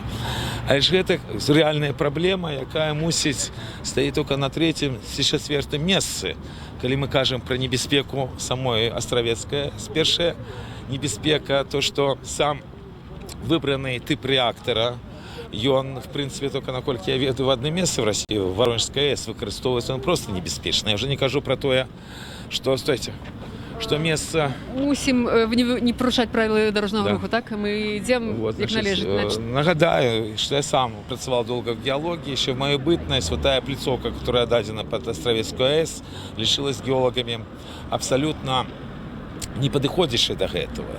І самае мусіць важнае, бо я неаднойчы казал про гэта, это военно-палітычныя рэчы. Тое, што практычна расіяне ставят стацыянарную ядерную бомбу на межы Беларусі з краінамі НАТО. Адначасна ёсць іншыя праблемы, тое, што вы сказали, тое, што паліва будет якраз расійскае. Есть праблемы з тым же персоналом будуць, потому что не так просто эксплуатаваць любую АЭС. Таму праблемных рэчаў там вельмі шмат. Як вы звярнулі ўвагу, што все патрабаванні грамадскасці былі праігнараваны. І тут, вот знаете, як штосьці, какие-то знаки нам падаюць. Тут реакторы, которые начинают падать, их вымушаны заменять. И я хотел бы просто вам нагадать, як это безмежжа в адносінах беларусаў Астравецкая АЭС пачыналася. Это была якраз Менскую пресс-конференцыя Путина с Лукашенко, якія абвясцілі, што будет пабудавана менавіта АЭС в Астравцу на фоне японской катастрофы с ядерным реактором. За гэтай катастрофой сачыў весь свет, и вот в тени гэтага выходит Путин с Лукашенко и осчастливливает и белорусский народ, и все народы нашего региона будущей проблемой, якая и уже амаль што пабудавана в Астравцу. Ці нешта тут можна змяніць? Можа грамадскасць паўплываць неяк на сітуацыю? Мы зрабілі практычна все, што магчыма. Зараз літоўцы уже на ўзроўні дзяржаўным робяць все, што магчыма. А ж мы упираемся в глобальныя рэчы. Таму, хутчэй за все, Астравецкая запрацуе. И вот это будет початок тых катастроф, про якія мы с вами говорили. И вельмі малая верагоднасць, што гэтых катастрофаў нам удастся ухіліцца. Но нешта аптымістычнае, можете сказаць, тым людзям, якія зараз нас глядзяць? Вельмі аптымістычна што? Што не гледзячы на всех улады, якія сёння есть, бо менавіта яны вінаваты ў тым, што няма традыцыйнага чарнобыльскага шляха. Тое, што все-таки люди прыйшлі, хаця іх ніхто не клікаў. І гэта таксама добры паказчык, бо не трэба глядзець на колькасць людзей, трэба глядзець на тое, што людзі ёсць. Бо только люди могут перамагчы нелюдзю, бо тая ўлада, якая в Беларусі, она давно и открыто мае менавіта нелюдскі характар. Дзякуй, Лекі, дзякуй. Вячеслав Сивчик, адзін з заяўнікаў чарнобыльскага шляху, які сёння адбываецца такім нетрадыцыйным чынам. Люди працягваюць набліжацца да чарнобыльскай капліцы. З некаторымі мы ўжо паразмаўлялі. Бачым, тут ёсць актывісты маладога фронту. Хацела бы паразмаўляць. Хацела бы паразмаўляць з Денисом Урбановичем. Денис Урбанович, старшыня маладога фронту, так? Да. Добрый день. Добрый день, Денис. Я бы хотела колькі словаў вашага меркавання пра тое, што многіх было размову, калі была адклікана заяўка, то многія казалі, што няма патрэбы ў людзей. Бачым невялікая колькасць удзельнікаў. Заяўка адкліканая, 30 гадоў все адбывалася, а сёлета ўжо, маўляў, на гэтым скончылася традыцыя. Што вы пра гэта думаеце? Па-першае, я б ніякіх заявак і не падаваў бы. Я ўжо супраць таго, каб падаваць нейкія заявкі на нейкія там дазволы, калі ўсім вядома, што ніхто не дазволіць. Трэба збірацца і ісці. Я не разумею, я сторонник того, каб не запытваць в этой уладзе. Мы яе не прызнаем, яна незаконная. Лукашенко незаконны, Конституцыя незаконная, і мы ідзем да іх пытацца дазвола, щоб нам пройти. Я лічу гэта неправільным. Трэба было збірацца, ніякіх заявку падавайце, не падавайце, сабрацца і пайти. Денис, скажите, калі ласка, чаму ўсё ж таки варта пайсці, як вы кажаце, да? Мы бачым, што шмат людзей, якія назіраюць за гэтым шэсцем з машын, з тратуараў, якія не далучаюцца, а ў калоне 5 десяткаў чалавек. Ці вартая, скажем, гэта акцыя? Ці можа яна мець нейкі на нешта ўплыў, як вы думаеце? Ці мае сэнс? Уплыва яна ніякага не будзе мець асабістага. Конечно, інфармацыйна практычна і ніхто не ведаю. Я сёння зателефанаваў сябрам з Лагойска. І яны казалі, што мы нічога не чулі пра чарнобыльскі шлях. Каб там недзе, як калі ўспомніць другія гады, калі хоць нейкі заклік там быў, прыходзьце, так і так, а зараз ніхто нікога не запрашаў, да і ніхто не хоча ісці нікуды. Сітуацыя ў тым, што чарнобыльская гэта ўся трагедыя зараз і нікога не цікавіць. Маладзёны не пойдуць сюды. Іх это зусім не цікава. Але не цікавіць чаму? Таму што сапраўды няма праблемы, ці яны і не ведаюць? Па-першае, яны не ведаюць. Яны лічаць, што праблемы няма. Ім не вельмі цікава, пабудавалась ли у нас АЭС в Астраўцы, калі я не памыляюся. Што там происходило, што этот блок некалькі разоў падаў. Это тоже таксама нікога не цікавіць. Это ўсіх зацікавіць, не дай бог, если там нешта здарыцца.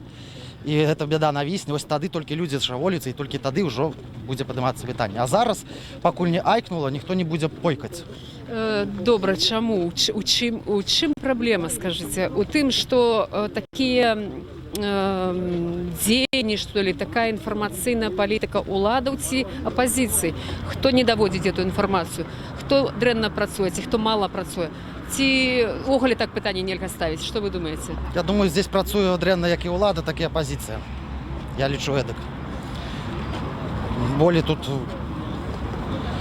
по этим пытанням я нічого не могу даже сказаць. Як можна змяніць і якім чынам? Ці магчыма змяніць увогуле? Я думаю, што змяніць уже нічога немагчыма. Сёння выйшла 10 десяткаў, у наступным годзе выйдзе 3 десяткі, а потым уже ніхто хадзіць не будзе. Будь то апозіцыя, будь то ўлада.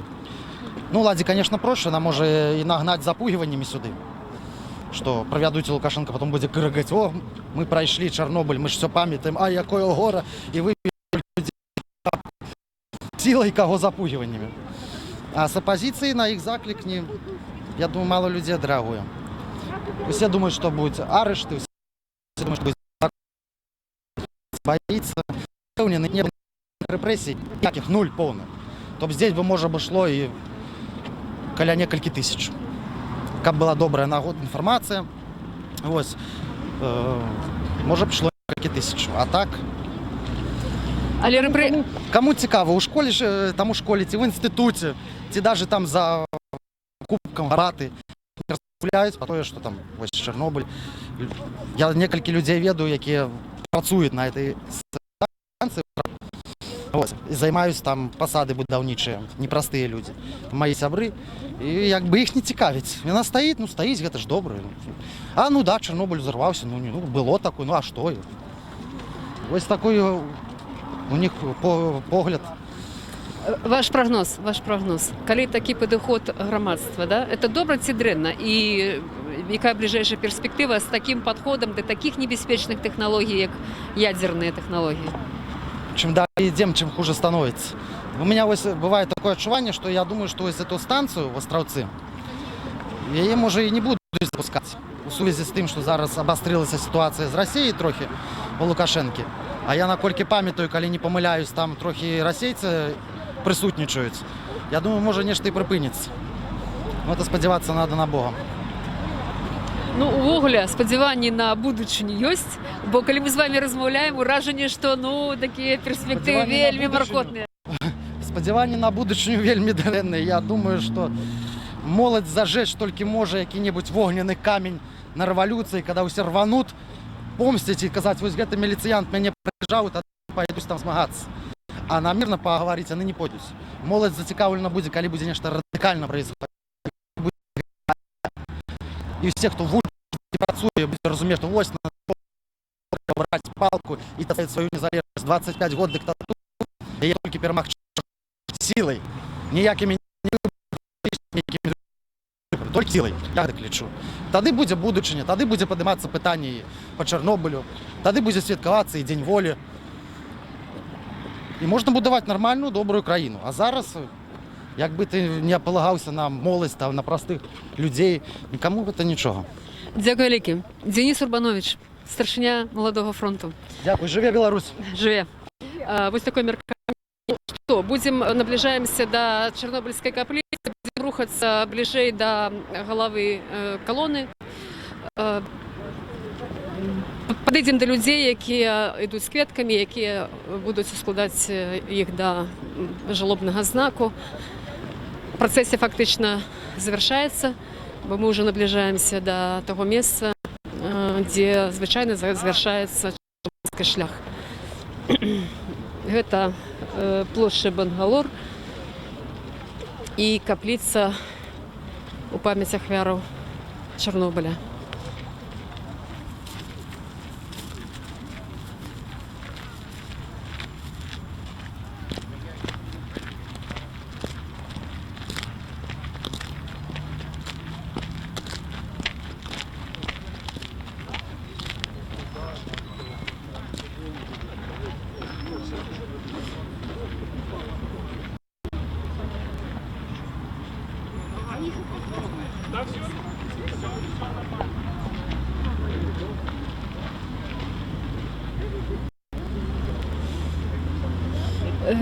Нават не шматлікае шэсце на чарнобыльскі шлях, яно, бачыце, все роўна выглядае вельмі ўражліва, бо, магчыма, гэта маё меркаванне, яго зараз менавіта як бачу, кажу, бо гэта час, калі ажывая прырода, незважаючы пра тое, што гаворым пра трагедыю, пра тое, што Чарнобыльская авария стала причиной смерти у десятков и сотняў людей. Это оживание природы, это спадзяванне на лепшае.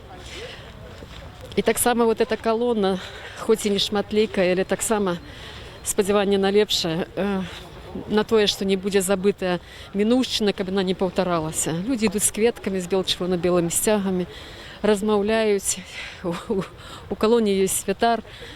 Так, як і належыць на жалобных акциях, на жалобных процессиях.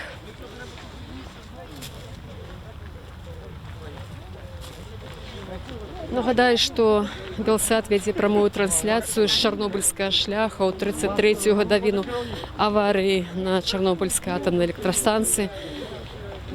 Чарнобыльскі шлях адбываецца нетрадыцыйным чынам сёлета. Упершыню за 30 гадоў адазваная заяўка на правядзенне акцыі.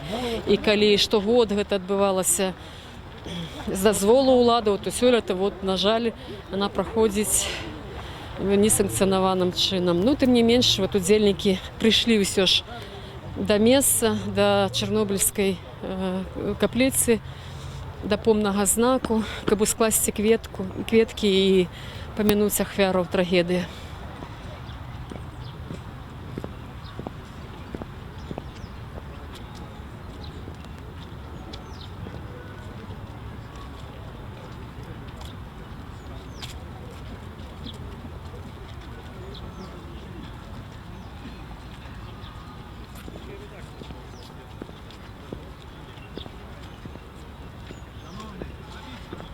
В'ячеслав Сівчик хоче промовити слово. Зараз ми підійдемо, послухаємо його промову.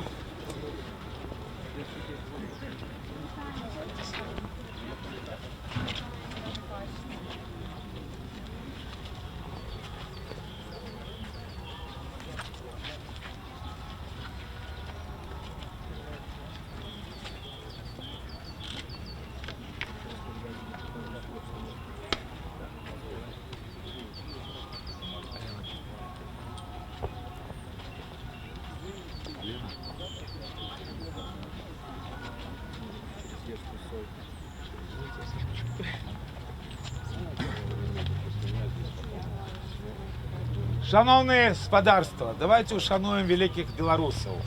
Олеся Адамовича, Юрія Хадику, Василя Бикова, які були в перших шерегах боротьби за правду про Чорнобиль і були організаторами перших чорнобильських шляхів. Геннадія Грушевого, Євгена Коноплю, Івана Нікітченка, які робили все максимое, як рятувати білоруських дітей і науково розпрацювати заходи, як менш пострадала білоруська нація.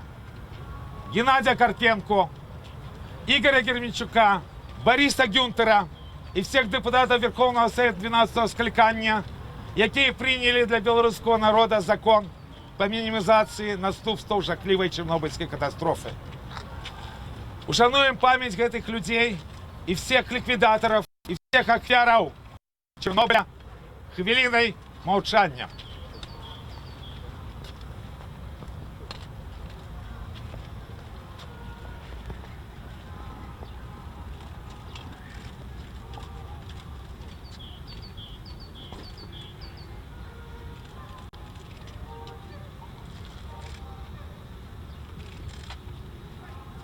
Великий дякую.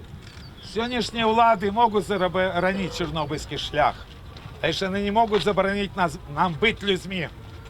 Тому я вельми прошу отца Вікентія прочитати молитву за всіх білорусів, які потерпіли від наступств Чорнобильської катастрофи. І помолитися за весь білоруський народ, щоб не було над ним небезпеки, яка і називається Островецька. Ой, вибачте. Давайте розвернемося так. У ім'я Отця, Сина і Святого Духа. Амінь. Господи Иисусе Христе, Сыне Божий, Збавца наш, деля молитва Мати Твоей всех святых, помилуй нас. Слава Тебе, Боже наш, слава Тебе. Владару Небесному Утешителю, Духе истины, что всюду присутным, и все наполняешь, скарбница добра, и житодетелю, приди и вселися в нас, и очисти нас от всякого благого, избав добрые души наши. Святый Боже, святый мостный, святый несмиротный, помилуй нас. Святый Боже, святый мостный, святый несмиротный, помилуй нас. Святый Боже, святый мостный, святый несмиротный, помилуй нас. Слава Отцу и Сыну и Святому Духу, теперь на весь час и веки веков. Аминь. На Святейшая Троица, злитуйся над нами. Господи, очисти провины наши. Владару выбачь бесправие наше. Святый наведай нас здоровье немочи наши, деля имя Твоего. Господи, помилуй, Господи, помилуй, Господи, помилуй. Слава Отцу и Сыну и Святому Духу. Отче наш, який єсть на небесах, хай святиться ім'я Твоє, хай буде володарство Твоє, да буде воля Твоя, як у небі, так і на землі. Хлеба нашого щоденного дай нам сьогодні, і вибач нам провини наші, які ми вибачаємо винуватими перед нами, і не введи нас у спокусу, а не збав нас від лукавого. От Твоє володарство, сила, слава, Отца и Сына и Святого Духа, теперь на весь час и веки веков. Аминь. Господи святый, узри в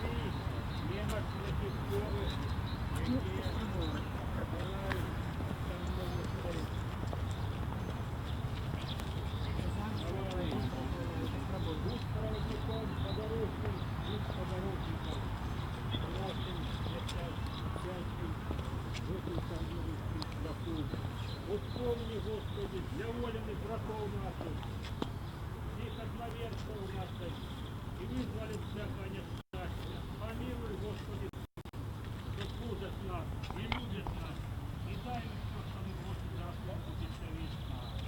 Вот вспомни, Господи, помилуй батьков, братов наших их, якие правдивой веры скончили детством, и счастливым взяют из заслуг Сыну Твоего.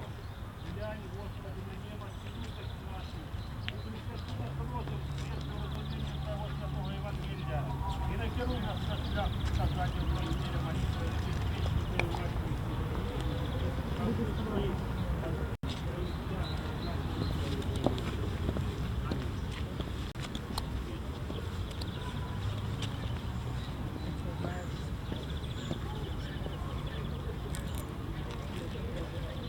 Старшиня ПКД Ольга Ковалькова. Я рада і вдячна всім тим, що сьогодні в день пам'яті об той трагедії, катастрофі, яка відбулася у 86-му році, прийшов сюди, не глядячи на ті перешкоди і на магчимі репресії, і виказав своє право громадянина Білорусі на мирну акцію, на мирний сход. Сьогодні у Білорусі улади роблять усе, каб ми, як громадяни Білорусі, не мали ніякої можливості виказувати своє міркування. Те законодавство, яке було прийнято у початку року, обмежувало наше право на мирні сходи, обмежувало не тільки політичні партії, але й громадські об'єднання, екологічні ініціативи, християнські супольності. Сьогодні ніхто з нас не може виказати свій мирний протест, гарантований Конституцією, не оплачуючи послуги міліції. Улічваючи те, що ми, як громадяни, вже оплатили своїми податками ці послуги. Поглядіть, скільки сьогодні супрацовників міліції. Вони виконують свою працю, вони виконують і гарантують нам сьогодні наше право на життя, яке гарантовано нам Конституцією. Чому ми повинні платити за наше конституційне право? І я прошу вас, сьогодні в інтернеті створена петиція за відміну постанови Совета Міністрів, яка регламентує ці непомірні побори з громадян за реалізацію нашого права. Я попрошу вас, будь ласка, на сайті Petition.by зайдите, подпишите эту петицию. Мы не можем застаться и промолчать, потому что это означает завтра, что мы не зможем провести ніякого мероприємства. І ми бачимо сьогодні, що влади роблять їх, це їх сценар, зробити все можливе для того, щоб ми не могли виказувати ніякі міркування, не тільки протест. Сьогодні жалобний день, і хочеться, не то, що продавали нам право вийти сьогодні і виказати своє міркування, а були разом з нами. Бо трагедія, яка відбулася 30 років тому, вона продовжиться і тепер. І вона може продовжитися, коли Островецька АЕС буде увідомлена. Тут може шмат розмовляти про ядерну енергетику, але то, як будується Островецька АЕС, і то, що нема контролю за тим, як вона будується за російські гроші, це погроза незалежності сьогоднішньої Білорусі. Ми, як громадяни Білорусі, повинні виказувати своє міркування. І я дякую всім, хто сьогодні, не глядячи на обставини, є тут. Дякую, і я сподіваюся, що разом ми зможемо домогтися змінів. Я не сподіваюся, я впевнена, що ми їх доможемося, бо ми більш свободні, ніж ті люди, які сьогодні нас бицем виховують. Дякую всім, хто прийшов. Дякую, Ольга. Шановне сподарство, шановні сябри, вельми велике дякую всім тим, хто сьогодні був. Сапраўды, вельмі важна, што дзякуючы вам беларусы не забудуцца пра тую катастрофу, якая адбылася 33 гады таму назад. Гэта наш боль, наш беларускі боль. Дзякуй вам вялікі. Кветкі, калі ласка, пакладіце, запаліце знічкі. І ще раз, шановне господарство, вялікі вам дзякуй. Людзі значна мацней не людзі, і сёння вы это прадэманстравалі. Дзякуй вам. Беларусь! Живе Беларусь! Живе Беларусь! Живе Беларусь! Живе Беларусь! Живе Беларусь!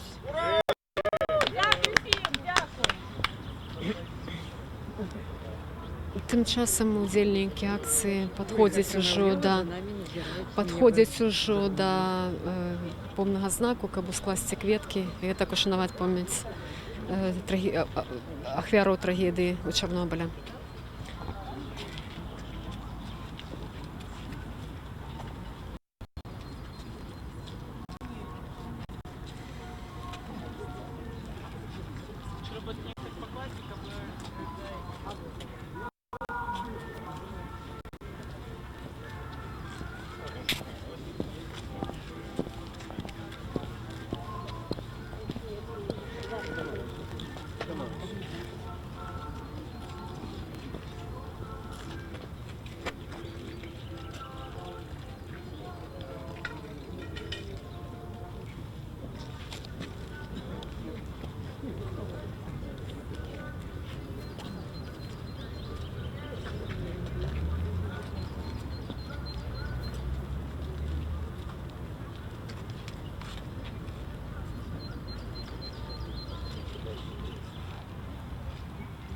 Таким чынам удзельнікі акцыі падходзяць, як я ўжо казала, да помнага знаку ахвярам Чарнобыля, складаюць кветкі. Тут цягам дня былі відаць афіцыйныя нейкія дэлегацыі, бо тут стаяць які бачмет дзяржаву і у тым ліку ад Расійскай Федэрацыі. Яшчэ нейкія мы тут не чытаем, што тут падпісана, але відочна, што гэта нейкія ўрадавыя дэлегацыі былі. Насамрэч так і мусіць адбывацца, бо гэта адзіная трагедыя, адзіная бяда для ўсяго народа.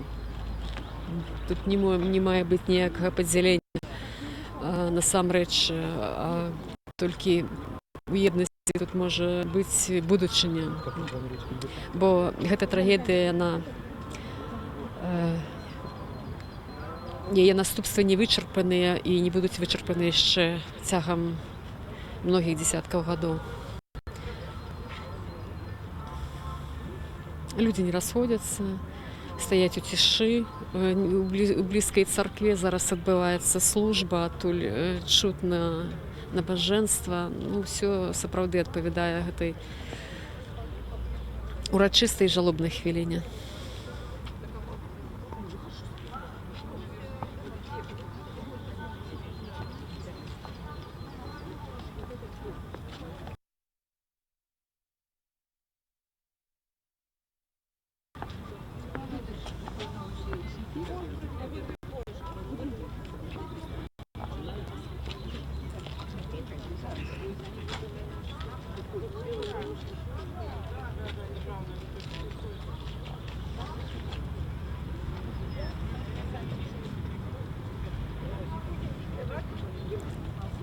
Не спяшаюцца людзі расходзяцца, бачыцца, трымае гэтае месца і гэтая хвіліна. Так. Сапраўды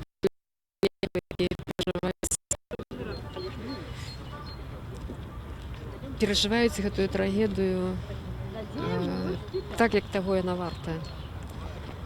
Бо гэта сапраўды для нашага народа вялікая бяда.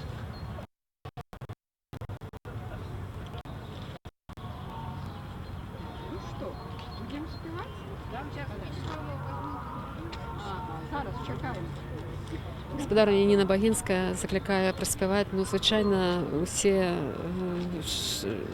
жалобныя акцыі і любыя акцыі адбываюцца, завяршаюцца спевам малітоўнага гімну «Магутны Божа». Верагодна, што сёння Гэта традыцыя будзе захаваная.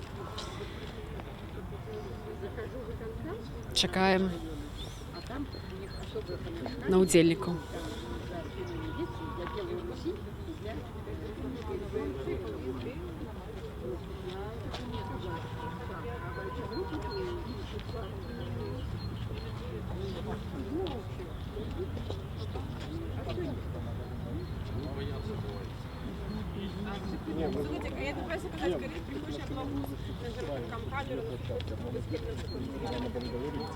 Акции могут проводиться по принципу заявления.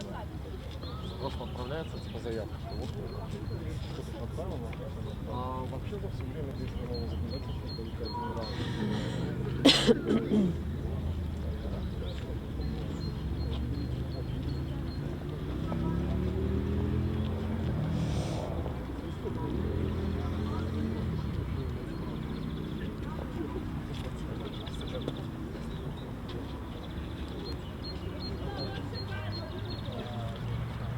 Я нагадаю, што Белсат вядзе прамую трансляцыю ўжо з завяршэння традыцыйнай чарнобыльскай жалобнай акцыі «Чарнобыльскі шлях».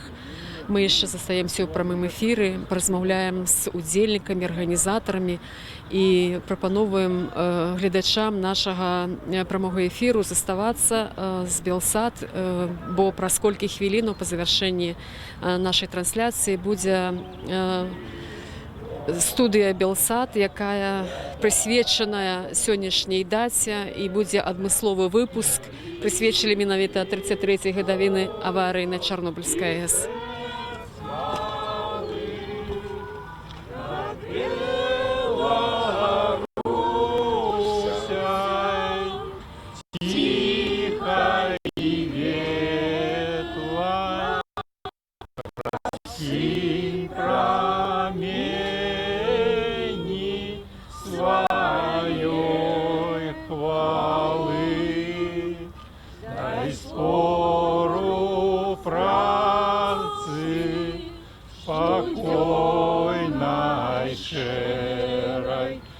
Хлеб штоденный, народный край, повагу, силу и величь веры в нашу правду пришлась. Дай уродливость житнёвым нивам, учинков наших пошли в народ, зрави свободной, зрави счастливой краину нашу и наш народ. Зрави свободной, зрави счастливой краину нашу и наш народ. Живе Беларусь! Живе! Живе Беларусь! Живе! Живе Беларусь! Живе!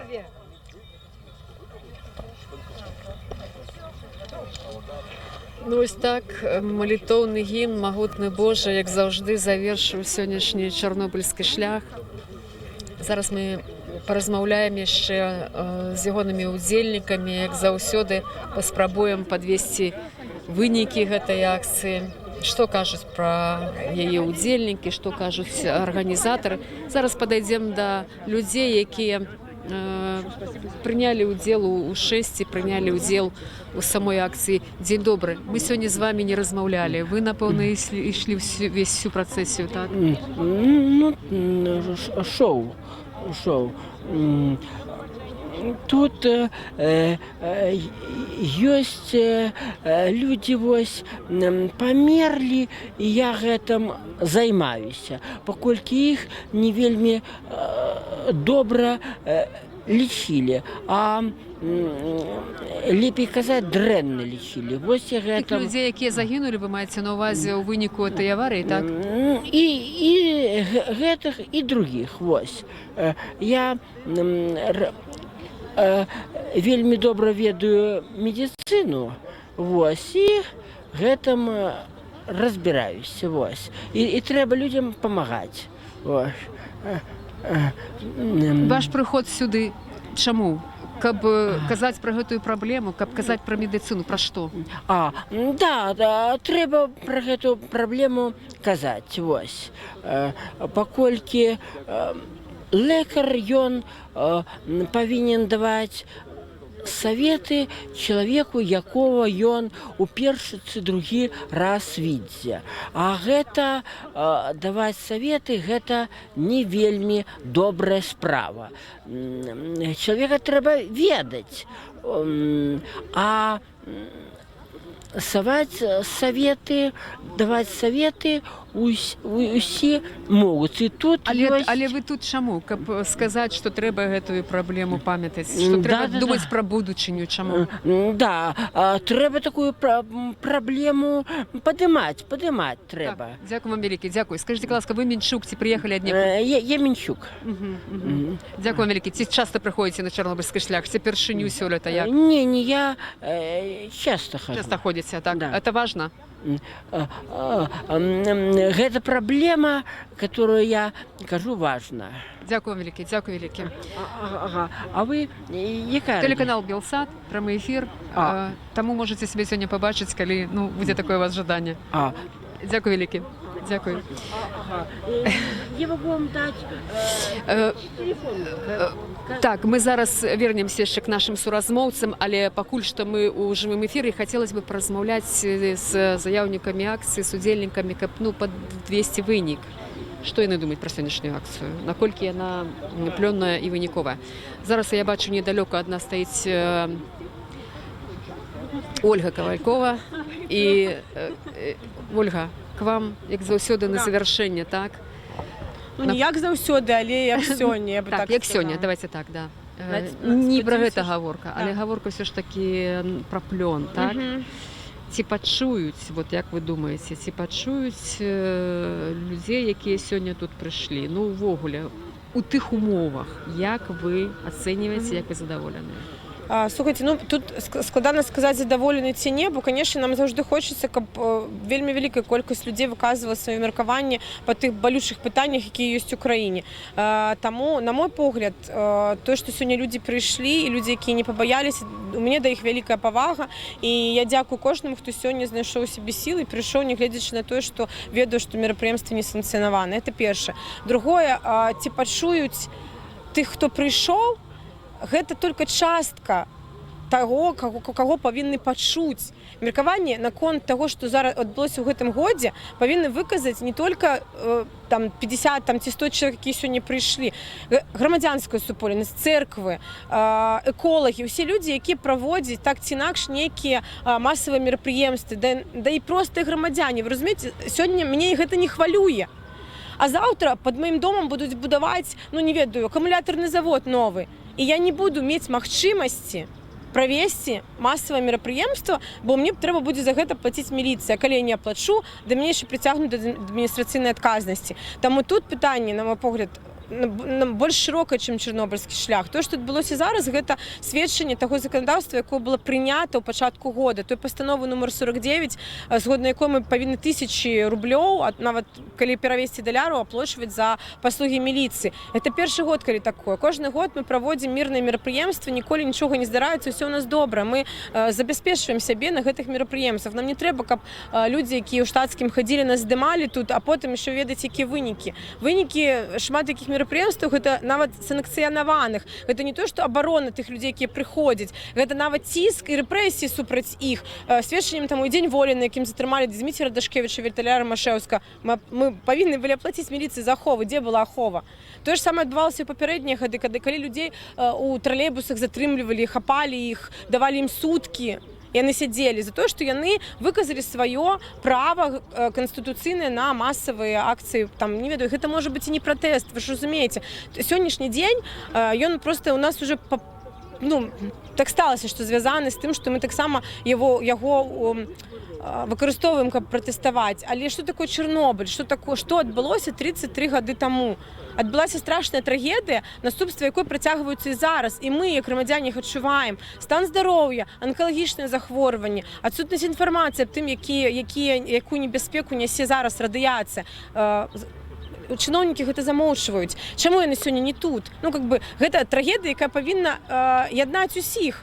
То бок, пра якую мы павінны казаць, думаць і нагадваць пра наступствы. Але навошта ім? Ольга, навошта ім? Чаму яны не тут, чыноўнікі? Таму што ў нас будуецца Астравецкая АЭС. Гэта яшчэ адна тэма, якую яны не хочуць агучваць, бо ведаюць стаўленне людзей да будаўніцтва АЭС на тэрыторыі Беларусі. Большасць людзей, якая нават не ў тэме, не эксперты, яны выступаюць супраць, бо яны ведаюць, што такое Чарнобыль. І я ведаю, і мы шмат чытаем, і ёсць інфармацыя, яе не шмат, як будуецца Астравецкая АЭС, хто кантралюе то, як гэта будуецца. Там шмат парушэнняў. І што, калі гэта ўвядзецца ў эксплуатацыю, і колькі чакаць новага Чарнобыля? Гэта пытанне такое, ведаеце, рытарычнае. Я хачу, каб гэтага не адбылося. І мы павінны і ў гэты дзень, і ў іншы казаць пра гэта. Это першае пытанне наступства. Другое пытанне гэта той, хто фінансуе сёння будаўніцтва Астравецкай АЭС. Яе фінансуе Расія. А што такое фінансаванне Расіі атамнай электрастанцыі блізу з Захадам? Гэта пагроза незалежнасці не толькі Беларусі. Гэта пагроза таксама для Захада гэтага будаўніцтва. Таму тут, канешне, не шмат агучваецца пытанне. Так это все ж таки эканамічны ці палітычны праект Беларуская АЭС. Чаму она будуецца па ўсім тым, што вы кажаце? Гэта палітычны праект. Эканамічны праект, хто будзе купляць гэту энергію? Калі адмовіліся Літва і Польша, каму мы будзем прадаваць, як можа быць гэты эканамічны праект, і як ён увогуле можа акупіцца пры тых затратах, якія ўжо ў яго былі ўкладзены. Таму адназначна гэта палітычны праект. Што можа быць у выніку, ці магчыма гэтае можа неяк папярэдзіць, што можа стрымаць небяспеку? Ці яна ёсць, это небяспека? Як вы кажаце, што парушэнне ёсць, то пэўна ёсць і небяспека, да? Ці магчыма яе стрымаць? Якімі сіламі? Тут у нас унутры грамадскасць, палітыкі, апазіцыя, міжнародная грамадскасць. Што можа быць крыніцай тут некалькі складнікаў. Па-першае, это кантроль.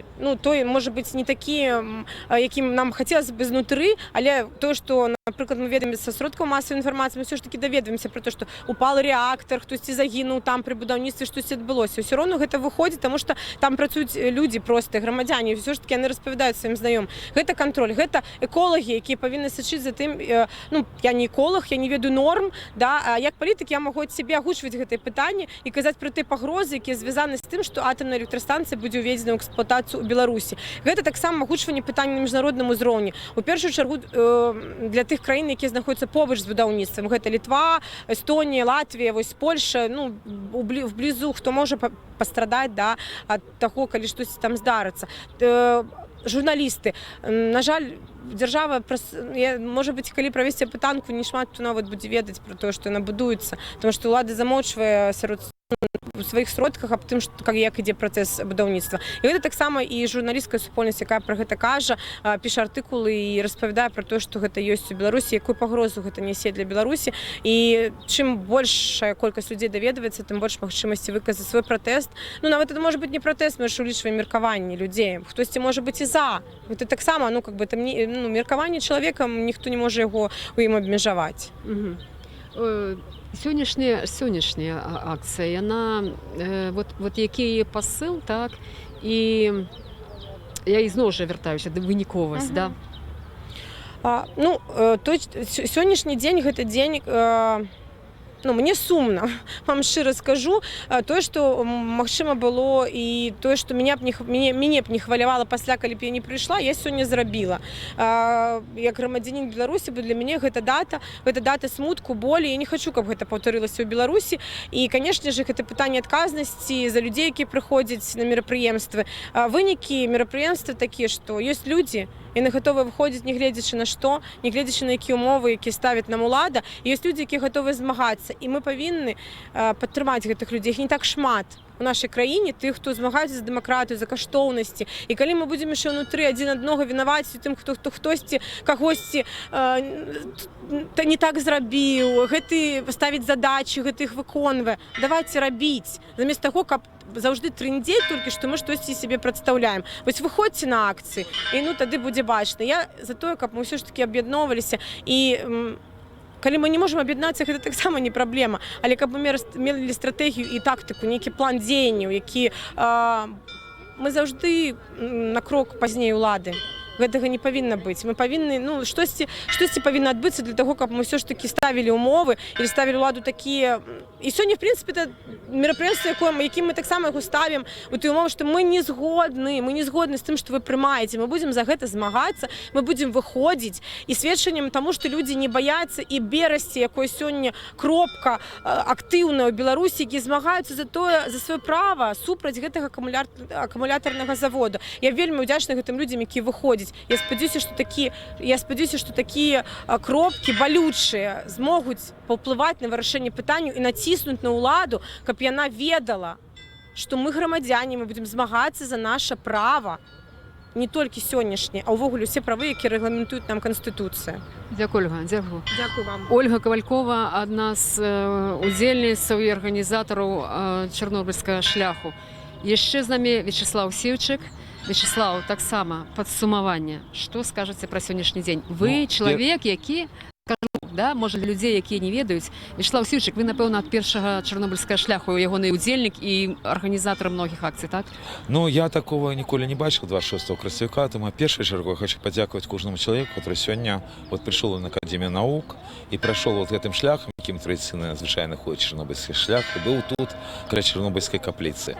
Вось гэтая воля людзей, якіх ніхто сёлета не запрашаў, за гэта я адказваю. Нема ніводнай арганізацыі, не было ніводнага закліка, людзі прыходзілі. А ж людзі не забыліся не на чарнобыльскую трагедыю беларускай нацыі, это вельмі важна на нацыянальным узроўні. І вось тое, што адбывалася сёння, такі своеасаблівы ўжо чарнобыльскі шлях, это якраз паказчык таго, што беларуская палітычная апазіцыя трэба прыкласці все намаганні в першую чаргу в контактах з цымі заходнімі партнёрамі, каб адмяніць вот эту драконаўскую пастанову студзенскую, бо яна абсолютно не вписывается не только в белорусские реалии, не только в белорусскую конституцию, не только в международные погоднения, якія заключала Беларусь. Она просто не адпавядае волі беларускага народа, бо калі людзі самі прыходзяць і ушановваюць памяць ахвяр Чарнобыля таким вот шляхам, як сёння, то в патрэбны момант ніякая санкцыя ўлады, натуральна, не будет патрэбна для любой вулічнай акцыі. А ж не трэба даводіць да выбуха. Трэба вот якраз беларускай апазіцыі выкарыстаць все рэальныя магчымасці, яны толькі адны, размаўляць з тымі людзьмі, якія кажуць пра лібералізацыю Беларусі ўжо некалькі гадоў, якія весь час кантактуюць з апошнім дыктатарам Европы, для того, каб просто гэтую пастанову, якая антинародную, скасаваць. Інакш, ну, я не знаю, што будзе. Ваши апаненты, Вячеслав, могуць сказаць, што паколькі прыйшло тут некалькі десяткаў чалавек, то, можа, всіх задавальняе гэтая пастанова. Што вы скажаце пра колькасць удзельнікаў? Пра тую сітуацыю. Вы ведаеце, што было шмат размоваў, што, маўляў, традыцыя чарнобыльскага шляха, ідэя ягоная закончаная, вычарпаная. Што вы пра гэта скажаце? Ну, па-першае, ідэя чарнобыльскага шляха ніколі не можа быць вычарпана, па-другое, все-таки не десяткі людзей сёння былі на вуліцы, калі мы ішлі, так? Вось, все-таки было людзей паболей. А ж праблема не ў гэтым. Сапраўды, людзей для чарнобыльскага шляха было вельмі мала. Я тут з вами пагаджуся. Я ж падкрэслю, што впершыню гэтых людзей ніхто не заклікаў прыйсці на чарнобыльскі шлях. Таму столько людзей і было. Наадварот, я дзякую кожнаму, хто, яшчэ раз, хто был на вуліцах, за яго асабістую мужнасць, бо мы ведаем, в якой краіне мы жывем, якія ідыёты кіруюць гэтай краінай. Таму тут можа быць все, што заўгодна. Никого тут это не задавальняе. Не задавальняе ні апазіцыю, то чамусьці часам яны, вот як на Дзень волі, робяць нейкія не до конца мне зразумелыя целарухі. Не задавальняюць любые рэлігійныя суполкі, якія зараз практычна пазбаўлены традыцыйных пілігрымак. Традыцыя пілігрымак адноўлена пасля камуністаў вельмі істотна в Беларусі. Па вялікаму рахунку, пад гэты антинародную пастанову ўраду трапляюць все. В тым ліку там і турыстычныя летнікі, і любыя сяброўскія сустрэчы, там паехалі людзі адсвяткаваць дзень народзіну і трапляюць пад гэты ідыятізм. Таму што у нас, вы ж бачыце, што адбываецца, колькі всяких силовых структураў, колькі грошай у них і колькі грошаў народных ідзе на них. Таму яны практычна паўсюль лазяць. Яны ж сочаць не толькі за апазіцыі. Таму все трэба сканцэнтравацца на тым, каб адмяніць гэту антинародную пастанову. Всеми тымі наяўнымі сіламі, якія ёсць, і цудоўна разумець, што сённяшняя ўлада, напрыклад, ніяк ад беларусаў не залежыць, на вялікі жаль. Таму трэба падключаць міжнародны фактор. Так, ізноў жа, вяртаюся к тым спрэчкам, якія вяліся вот у звязку з тым, што была адкліканая заяўка, маўляў, куда ідзе чарнобыльскі шлях, ці ў той бок ідзе чарнобыльскі шлях. Будучыня ёсць, якая яна? Можа быць, не ў той форме, ці ў гэтай форме. То вы, што вы скажаце на наступны год? Як вы бачыце яго?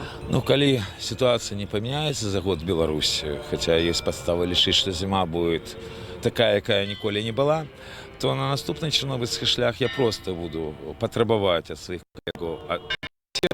Его проводит традиционно, хочет разгонять, разгоняет. Я думаю, будет лепш, чем вот то, что компромисс, який вот сегодня вынікі якого вы бачили. Одну секундочку, я хотела бы звярнуць увагу, мы з Вячеславом продолжим гаворку, что зараз адбываецца працэсія праваслаўных вернікаў.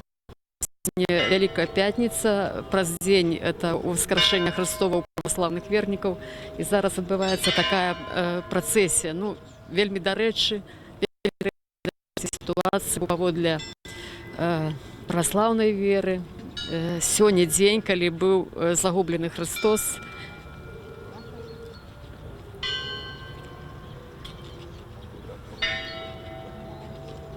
У пятніцу ён памёр, а ў воскрос у нядзелю. Магчыма, што сімвалічна вельмі, што сёння такі жалоб здарылася трагедія з народам беларускім, але Христос. Ну, зараз Вячеславу. Вячеслав, я бы хотела задать еще одно питание. Я хочу все-таки звернуть увагу, что бачите, что белорусский народ не забылся про Чернобыльскую трагедию. Вы бачите все-таки, что люди идут, что и церква ушановывает ахвяр трагедии, что вельми добре.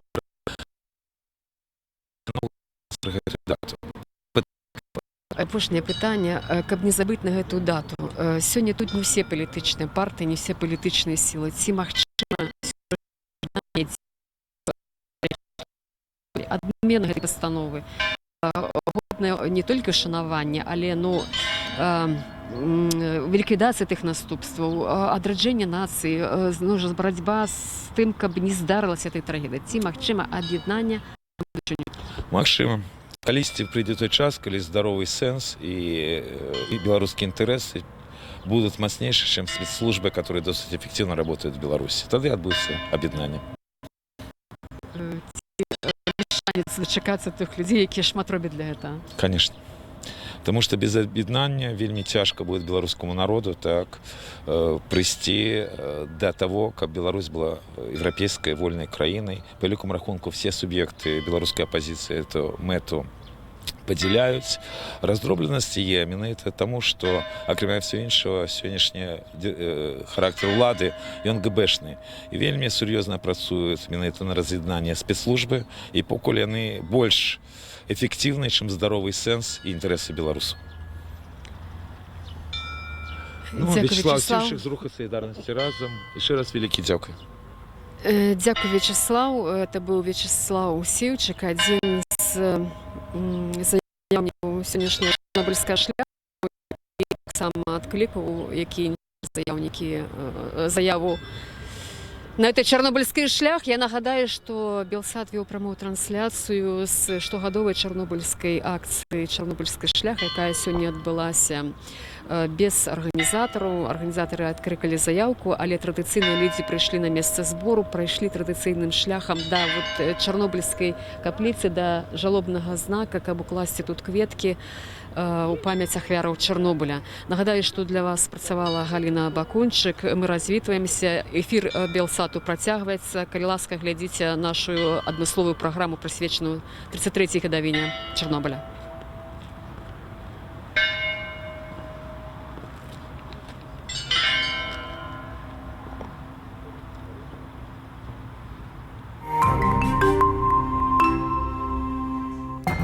Роўна 33 гады таму, уначы з пятніцы на суботу, 26 красавіка 1986 года, на 4-м энергаблоку Чарнобыльскай атамнай электрастанцыі адбыўся выбух, які цалкам разбурыў рэактар. Найбольш ад самай вялікай тэхнагеннай катастрофы 20-го стагоддзя пацярпела наша краіна. Больш за 70% радыяцыі асела менавіта на тэрыторыі Беларусі, закрануўшы палову раёнаў краіны. Астатнія раёны былі забруджаныя таксама, у тым ліку праз харчовыя прадукты, якія паступалі і ўсцяж паступаюць з забруджанай тэрыторыі. На істотна забруджанай тэрыторыі цэзіем-137 апынуўся кожны 4-ты беларус. Эканамічныя страты Беларусі ацэньваюцца прыкладна ў 235 мільярдаў долараў США. Наступствы катастрофы не пераадоленыя дагэтуль. Лекары цвердзяць, гавораць пра куды горшае здароўе дзяцей постчарнобыльскіх пакаленняў. Пры гэтым праўда пра Чарнобыль усцяж замоўчваецца, а ў найбольш чыстым рэгіёне краіны рыхтуецца да запуску астравецкай атамнай электрастанцыі. Я Валер Руселік, вітаю гаспадарства ў адмысловым выданні студыі Белсат, і мы пачынаем.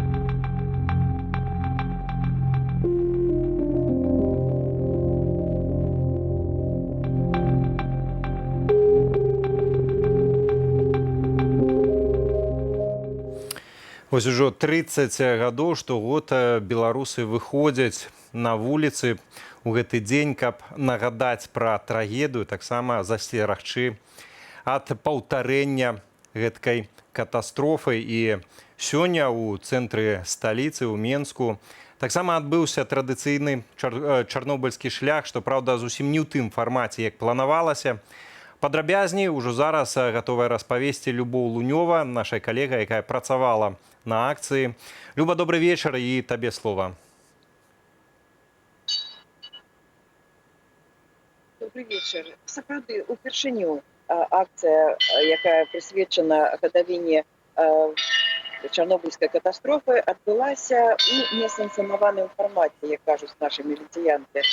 Заяўнікі учора адмовіліся ад сваіх подпісаў і вырашылі не плаціць за паслугі міліцыі на гэтай акцыі. Гэта прынцыповая пазіцыя арганізатараў, але трэба значыць, што ніхто нікога сёлета не заклікаў прыйсці, каб узяць удзел у чарнобыльскім шляху. І прыйшлі, натуральна, некаторыя з арганізатараў гэтай акцыі, і прыйшлі таксама людзі, якім неабыякавы лёс нашай краіны. Трэба адзначыць, што людзі добра ведаюць, станцыююцца такія акцыі несанкцыянаваныя.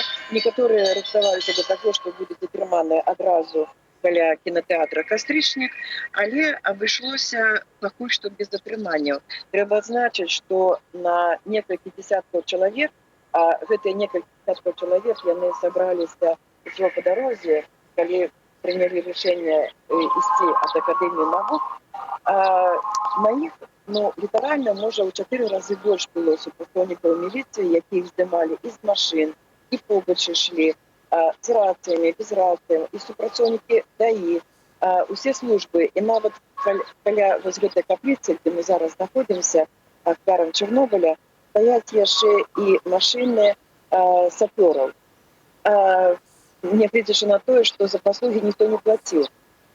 Як бы там ні было, але гэтае месца збору каля акадэміі навук, яно сімвалічнае, хаця людзі раней, арганізатары звярталіся ў Менвыканкам, каб далі нейкую пляцоўку, там, ці то плошча Незалежнасці, ці то... Але улады адмыслова адпраўлялі ўсіх на акадэмію навук. Так вось гэта месца, дзе яно такое сімвалічнае, акадэмія навук, дзе раней, калі адбылася катастрофа, яшчэ рабіліся навуковыя даследаванні, і яны нават тады апублікаваліся. І таксама дзіцячы і дарослы анкалагічны дыспансер і анкалагічны корпус. Усяго ў акцыі ўзяло ўдзел каля 50 чалавек, і людзі дайшлі да капліцы, і тут традыцыйна запалілі свечкі, спявалі «Магутны Божа», і усклалі кветкі. Раней у гэтым скверы штогод збіраліся ліквідатары, чарнобыльцы, але сёлета сюды прыйшлі, я сама асабіста прыходзіла кожны год, а сёлета літаральна 14 чалавек. А я памятаю, калі тут было і 500 чалавек. Ось такая статыстыка, нават мы бачым, колькі людзей зайшлі. Побач са мной знаходзіцца адна з заяўнікаў гэтай акцыі, Вольга Кавалькова, сустаршыня беларускай хрысціянскай дэмакратыі, якая менавіта прыйшла да акадэміі навук і прайшла ўвесь гэты шлях ад акадэміі да капліцы. Вольга, так што, гэта прынцыповая пазіцыя? Ці вырашылі, што так хутка не зможам сабраць грошы на гэту акцыю? Слухайте, пытанне ў тым, што забраць грошы заўжды можна. Нават знайдуцца людзі, якія ахвяруюць іх. Але на што мы збіраем? Мы збіраем, давайте нагадаем, на тое, каб аплаціць паслугі міліцыі, якая так фінансуецца з нашай кішэні. Мы ўжо аплачваем падаткі сваіх заробкаў. Таму гэта была прынцыповая пазіцыя аргкамітэту ад пачатку. У такіх умовах мы дзейнічаем літаральна другі раз пасля Дня волі, і мы побачили на самой справе, як адбываюцца гэтыя рэпрэсіі супраць сёння грамадзян гэтым заканадаўствам. Мы не можам правесці ні адно мерапрыемства грамадзяне, не аплачваючы паслугі міліцыі, пры тым, што гэта велізарныя суммы, і нават не ў суммах справа, а справа ў тым, каму мы плацім і за што. І мы памятаем з вамі, гэта не першы чарнобыльскі шлях, ўжо шмат гадоў ён праходзіць, але ў першы раз нас гэтыя грошы патрабуюць, і гэта $3000 проста каб у такі дзень траўрны для нашай краіны прайсці побач з намі. Міліцыянты так прайшліся, іх было сёння дастаткова шмат, больш, чым колькасць удзельнікаў, якія сёння тут сабраліся. Вось мы можам сказаць, што пакуль будзе дзейнічаць гэты закон, што людзі мусяць аплачваць усе акцыі, там веласіпедісты, марафон якісь там ці кросны ход, то такім чынам у нас не толькі ў сталіцы, увогуле ў рэгіёнах скончацца вулічныя пратэсты, і ўвогуле вулічныя акцыі нават там абсалютна такого сацыяльнага. Санкцыянаваныя так. То бок для таго, каб акцыя была дазволена, любы грамадзянін павінен заключыць дамову з міліцыяй і потым пасля правядзення масавага мерапрыемства ці пікета аплаціць іх паслугі праз рахунак. І атрымоўваецца, што сёння па ўсёй краіне без аплаты паслуг міліцыі мы не можам санкцыянавана праводзіць нейкія мерапрыемствы. І тут пытанне да нас, ці мы зноў прамаўчым і скажам, заканадаўства у нас такое благое, так все дрэннае. Ці мы ўсё ж таки выкажам свой пратэст, будзем звяртацца і да Савета міністраў. Сёння была створана аргкамітэтам, я адзін з распрацоўшчыкаў петыцыі да Савета міністраў аб адмене гэтай пастановы Савета міністраў, якая парушае наше канстытуцыйнае права на мірныя сходы. Разумееце, пытанне ж нават не ў тым, што мы ёсць камерцыйныя мерапрыемствы, ёсць некамерцыйныя, ёсць мерапрыемствы, якія ставяць за мэту прыбытак. А ёсць мерапрыемства як сёння. Калі ты хочаш... Гэта будзе што? Яны і так, глядзіце, пытанне ў тым, што пастанова Савета Міністраў дзяржаўнай арганізацыі уваходзяць у топ арганізацыі, якія не мусяць плаціць. Сёння дыскрымінуюць грамадзян, сегрэгацыя. Ты не маеш грошаў, ты не маеш магчымасці рэалізаваць сваё права на мірны пратэст. То бок дзяржава лічыць, што будуць толькі тыя вулічныя акцыі, якія мы самі запланавалі ў сваім там комплексным плане. Так, вось тое, што ты запланавалі, яно пройдзе, яны гэта прафінансуюць з бюджэта. Тое, што захочуць грамадзяне, гэтага не адбудзецца. Але гэты акт, што дзень волі, што сённяшні дзень, гэта не акцыі, якія ставяць за мэту атрымання там прыбылі. Гэта не канцэрты, за які мы прадаем квіткі і атрымоўваем грошы. Гэта мірныя акцыі, на якія збіраюцца людзі, каб сустрэцца разам, каб расказаць пра тую праблему, якая існуе. Ну, гэта проста гандляваць на чарнобыльскім шляхам і казаць, што это 6 000, это просто жах.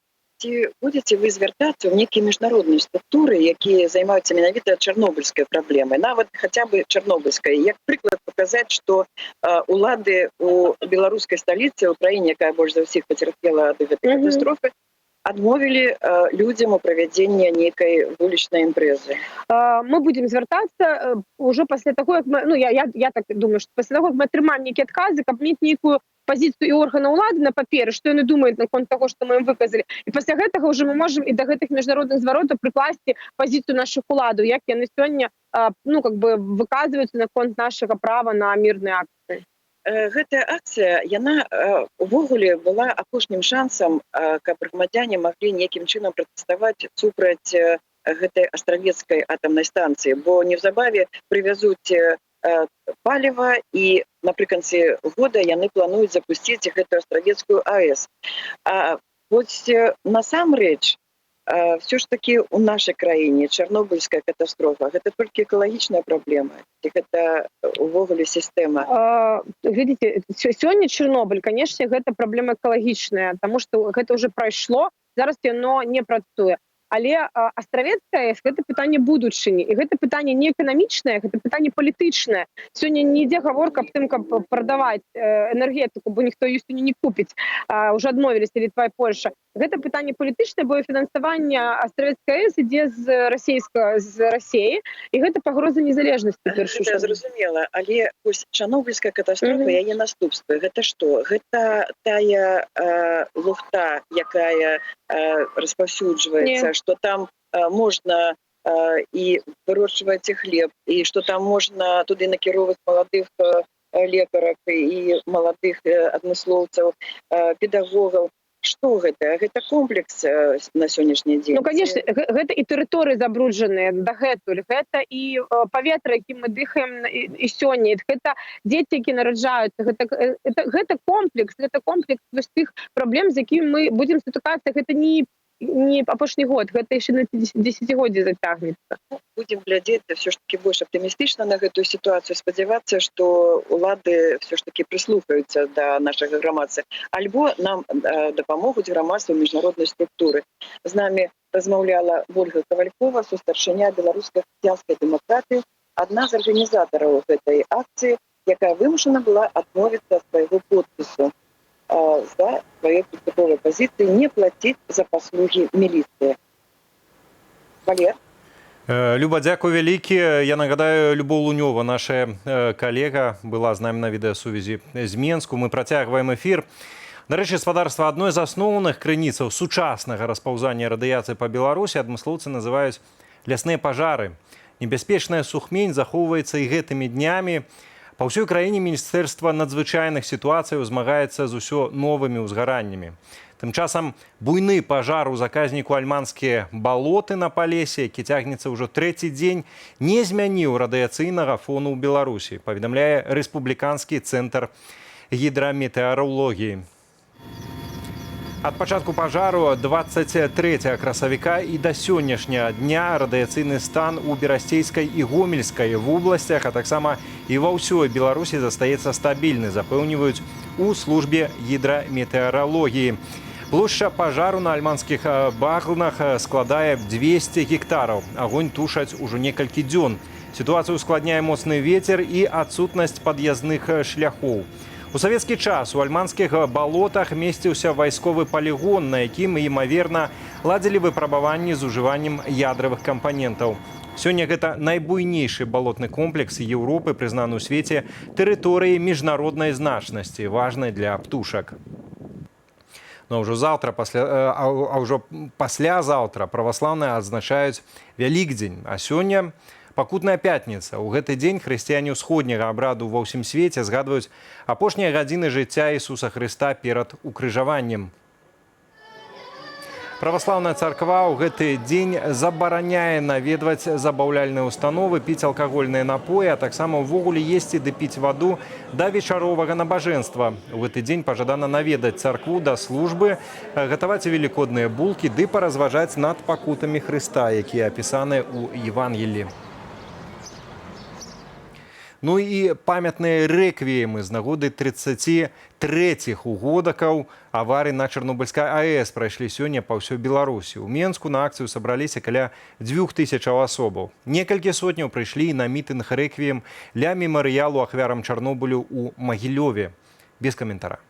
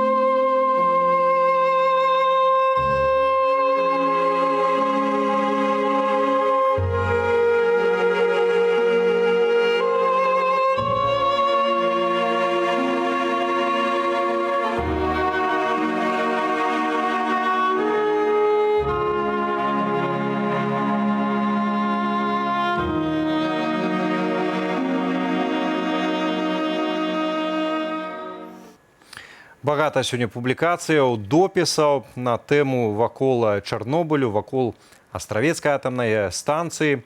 У розных медыях, сацыяльных сетках. І вось пра некаторыя з іх хацеў распавесці спадарству. Да прыкладу, радыёрацыя прыгадвае сёння, што маштаб замоўчвання савецкім кіраўніцтвам катастрофы на Чарнобыльскай атамнай электрастанцыі таксама быў не менш катастрафічным. Першае паведамленне прагучало ў праграме «Время» толькі праз 2 дні пасля аварыі і заняло агулам 14 секундаў. Я зацытую савецкага дыктара. На Чарнобыльскай атамнай электрастанцыі адбылася аварыя. Пашкоджаны адзін з атамных рэактараў. Прымаюцца меры па ліквідацыі аварыі. Пацярпелым аказваецца дапамога. Створаная ўрадавая камісія. Ну і гэта ўсё, што сказалі тады ўлады. Памятаем, што людзей тысячамі пагналі на першамайскія дэманстрацыі, хаця, канешне, маглі распавесці праўду і ўратаваць і здароўе, і жыцці тысячам і тысячам людзей.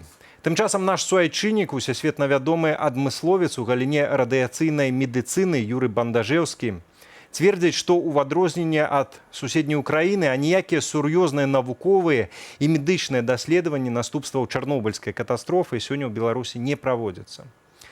Зацытую прафесара з публікацыі, падрыхтаванай нашымі калегамі з Радыё Свабода. Радыяцыйная нагрузка на дзетак Украіны была меншай, чым на беларускіх дзетак. Калі мы знайшлі сур'ёзныя паталогіі ва ўкраінскіх дзяцей, я цудоўна разумею, якія вялікія змены могуць быць у беларускіх дзяцей. Гэта маё меркаванне, бо афіцыйнай інфармацыі я атрымаць не магу. Патрабавалі праўды пра маштаб аварый на ЧАЭС і яе наступстваў, ды перасцерагалі ад магчымага паўтарэння катастрофы нязменна цягам амаль 30 гадоў удзельнікі чарнобыльскіх шляхоў. І вось сёлета ўпершыню гэтая традыцыя была парушаная, што, канешне ж, не магло пакінуць абыякавымі многіх свядомых грамадзянаў нашай краіны. Гэта актывіст Павел Юхневіч напісаў у сваім профілі ў Фейсбуку пра тое, што гэта ганебная сітуацыя, у якую трапілі ўсе мы без вынятку, а не толькі арганізатары, якія паводле актывіста пасаромеліся папрасіць людзей скінуцца. Я цитую. «Я хочу привести прыклад. Один из организаторов легендарного маршу свободы ў 1999 годзе заклаў уласную кватэру, каб знайсці сродкі для правядзення акцыі, бо усведамляў адказнасць». Такія публікацыі больше значна, іх можна знайсці самастойна, у тым ліку на нашай старонцы belsat.eu, яшчэ будзем звяртацца да яе. А пакуль што невялічкае пытанне, ці ведаюць беларусы пра сённяшнюю дату, калі ведаюць, то што менавіта, Белсат запытаўся на вуліцах Менску. У меня бабушка оттуда, я сама с Гомельщины, поэтому сложно, грустно, особенно когда бабушка хочет вернуться на родину, даже какие-то кладбища туда не приехать, никто не занимается и теми могилками, и в этот момент тогда грустно, да, потому что бабушка плачет, хочу навестить свою маму, своего брата, сестер. Вообще это трагедия не для меня, а для всего нашей страны и вообще для Европы. Это трагедия, которая не должна повториться из-за разгильдяйства. Как раз ко мне тут приятели приехали из Киргизии, и мы пошли на дачу, мы даже не знали. И не знаю, вот одна из моих умерла очень рано, может быть, и связано с этим. Я очень помню. Ненавижу безответственность со стороны правительства в этой ситуации. Я ненавижу тот факт, что дети играли во дворах, родители ходили на работу недалеко от того места, где все это происходило. И я считаю, это просто катастрофическая безответственность и безразличие по отношению к гражданам. Люди должны помнить про это. Ну и, наверное, правительство должно следить, чтобы не повторялось это.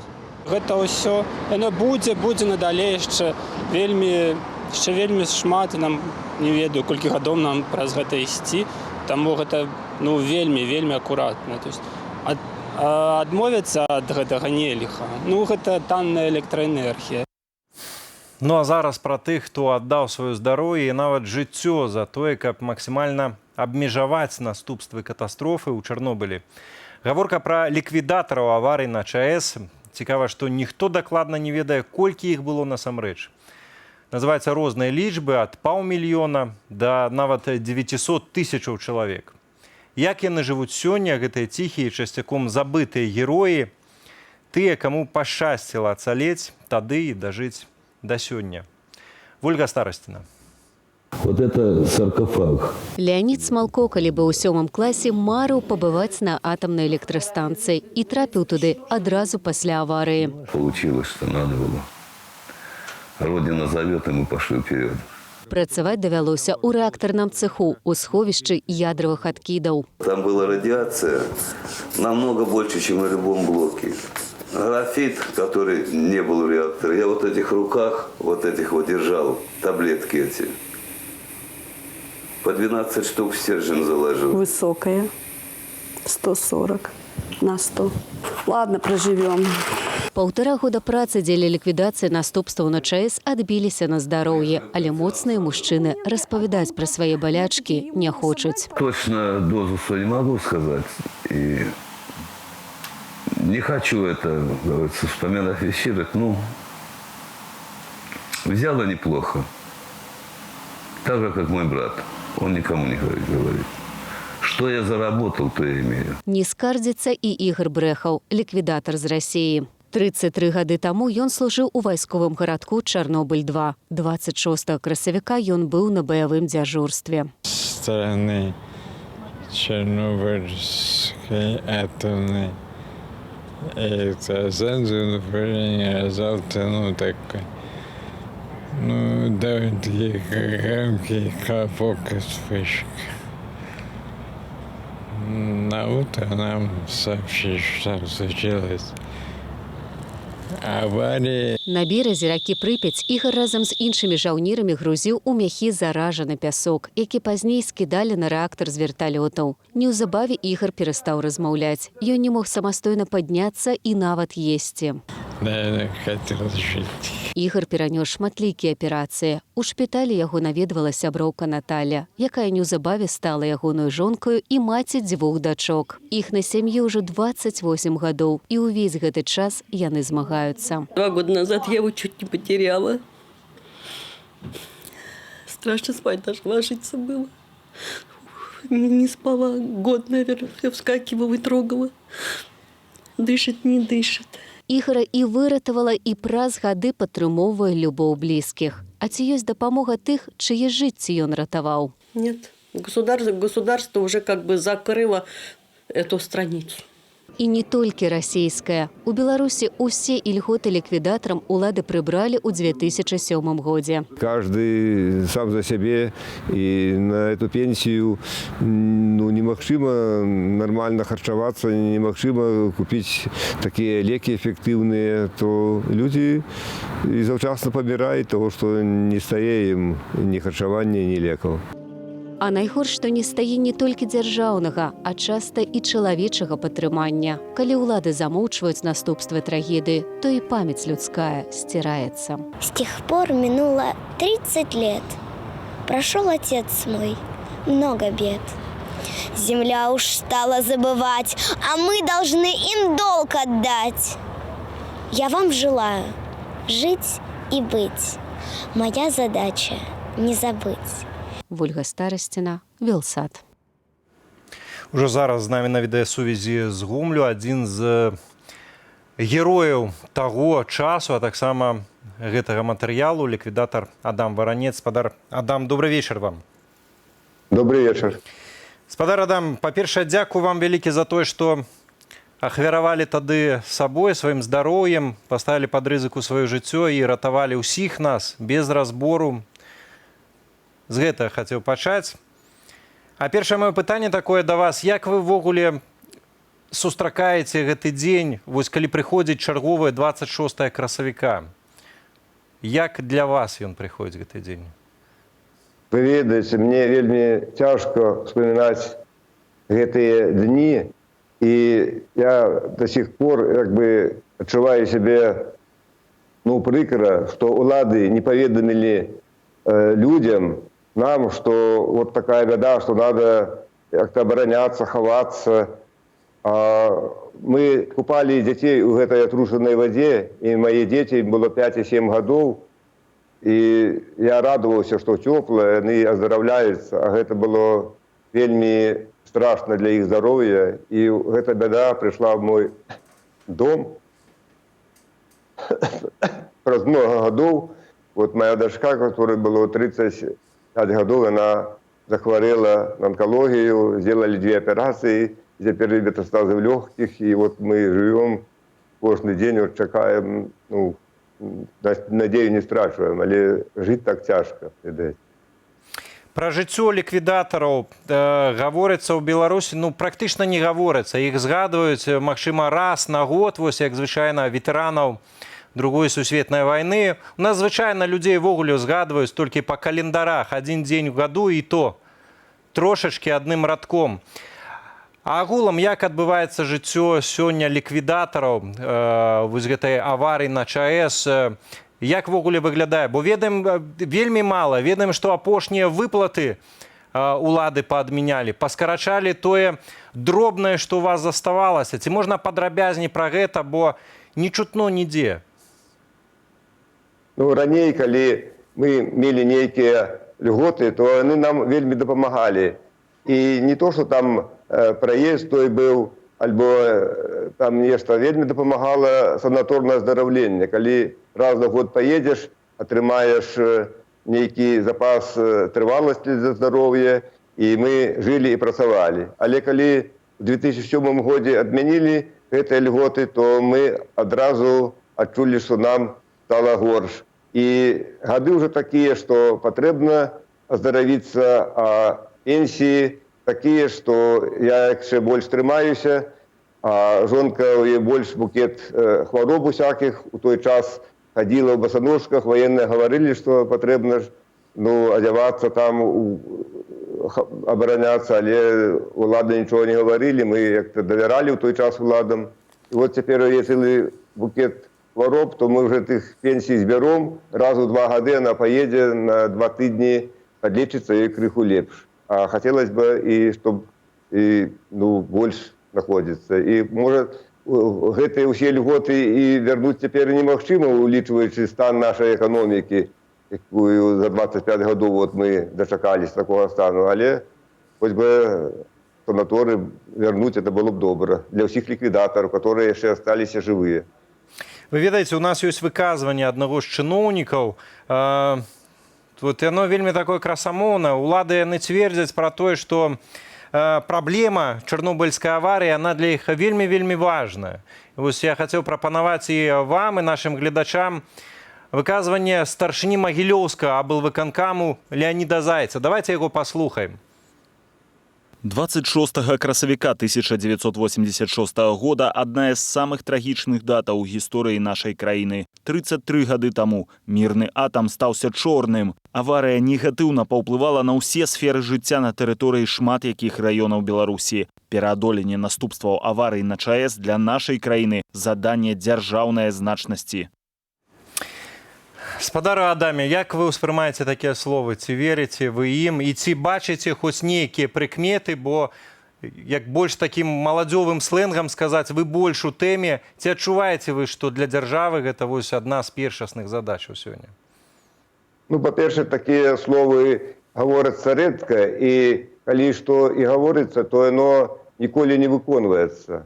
І людзі, ликвидаторы, я их ведаю вот у Добрыўскім, Гомельскім районе, наши переселенцы, они как бы теперь предоставлены сами по себе. Никто, улада, про их не клопотится. Яшчэ раней калгас хоть давал автобус для того, как съездить на вёску, на Радуницу. Теперь уже и люди постарели, и нема магчымасці того калгаса дать той автобус. Уже сами люди, кто хочет, то на своих автомобилях едут на Радоницу. Вот хутка у нас так само мы, магчыма, поедем, калі Бог даст здоровья. Апошняе хацеў вас удакладніць, таму што буду задаваць гэтае пытанне сёння і іншым экспертам, якія непасрэдна займаюцца як навукоўцы, як ядравікі. А я хацеў спытаць у вас, як у чалавека, які сутыкнуўся непасрэдна з тым, чым можа абернуцца ввогуле атамная энергетыка. Як вы ставіцеся да запэўніванняў уладаў у тым, што Астравецкая атамная станцыя, вось яна будзе самая бяспечная, і таму нічого страшна, давайте будаваць. Вы як успрымаеце гэта? Не, я да атамных станцый ставлюсь адмоўна. У свой час у Советском Союзе таксама сцвярджалі, што атамная энергія – это такая надзейная, стойкая ступень обороны, і я таксама, калі уже пошли чуткі, інфармацыі афіцыяльнай не было, что здарылась авария, то я нават не верил. А позднее оказалось, что и дарма, что уладам верить нельга, особливо коммунистическим, они думали больше про свои идеи, чем про здоровье людей. И у Европе, во всем свете много закрывается станций, и у Германии, какая, такая развитая страна, развитая краина, там закрываются атомные станции, много ветровых станций, и хапае ўсім энергіі, і навошта нам энергія, калі у нас скарачаецца вытворчасць, і лепш праводзіць нейкую энергазберагальную тэхналогію, это больш выгадна і эфектыўна укладваць. А станцыя у нас это нонсенс нейкі в Беларусі.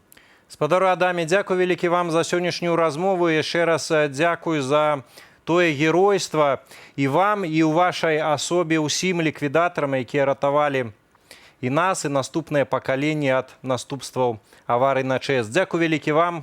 Дзякуй вам таксама. А я спадарству нагадаю, Адам Варанец, ліквідатар з Гомлю, быў з намі на відэасувязі. І спадарства, застаемся у Гомлі. Грамадскі і палітычны дзеяч Юрый Варонежцаў пасля аварыі на ЧАЭС працаваў у Верховным Савеце СССР адказным сакратаром па выяўленні наступстваў трагедыі і ацэнцы службовых асобаў. Таксама спрычыніўся да распрацоўкі і стварэння дазіметраў гамма-выпраменьвання. Жыве ён у Гомлі, і размова з Юрыем Варонежцавым ужо зараз вашай увазе. нам говорят, да, вот уже прошло 30 лет, это что там больше, чем период полураспада и по цезию, и по стронцию. Но, знаете, вот ученые, те, которые настоящие без кавычек, просто смеются. Для того, чтобы говорить об хотя бы частичной очистке Земли, нужно, чтобы прошло минимум 4-5 периодов полураспада, а лучше 10. Вот через 100 лет мы скажем, там, наши потомки скажут, да, вот Земля более-менее очистилась, давайте здесь что-то делать. Города сейчас отмыты. Это, если взять, например, тот же Гомель, то это чистый город, он ничуть не отличается от Минска, там, от других городов. Что касается сел, деревень и там, районных центров из той зоны, то здесь, да, нужно быть поосторожнее, потому что достаточно много еще земель, на которых я бы никогда не выращивал продукцию сельского хозяйства.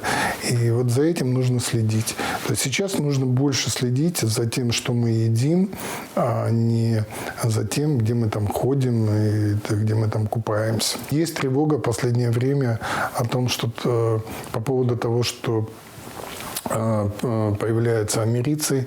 Но это естественный процесс распада плутония.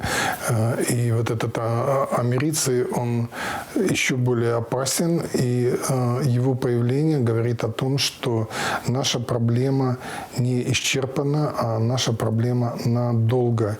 И не нужно сегодня успокаиваться и говорить о том, что вот уже столько лет прошло, и все нормально, и вот давайте вперед строить атомную станцию.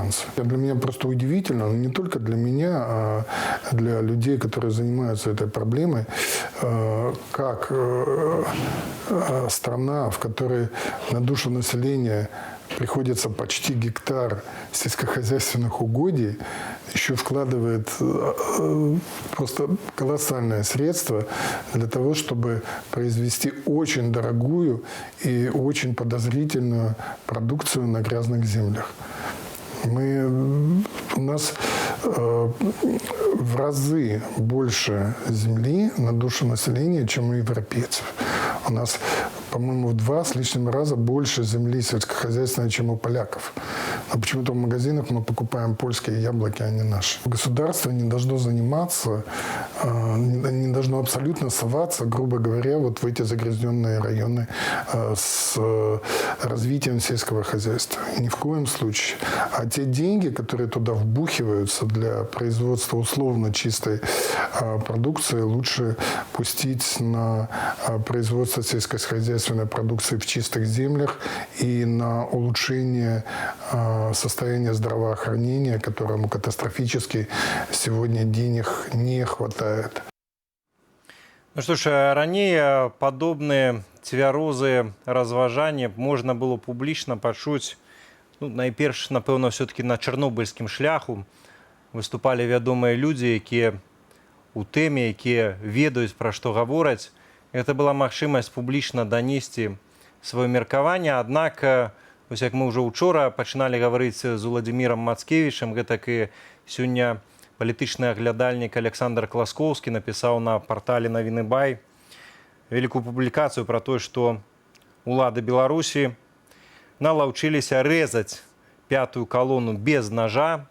Аўтар публікацыі, кіраўнік аналітычных праектаў Белапан Александр Класкоўскі ўжо зараз з намі на відэасувязі з Менску. Спадар Александр, добрый вечар вам.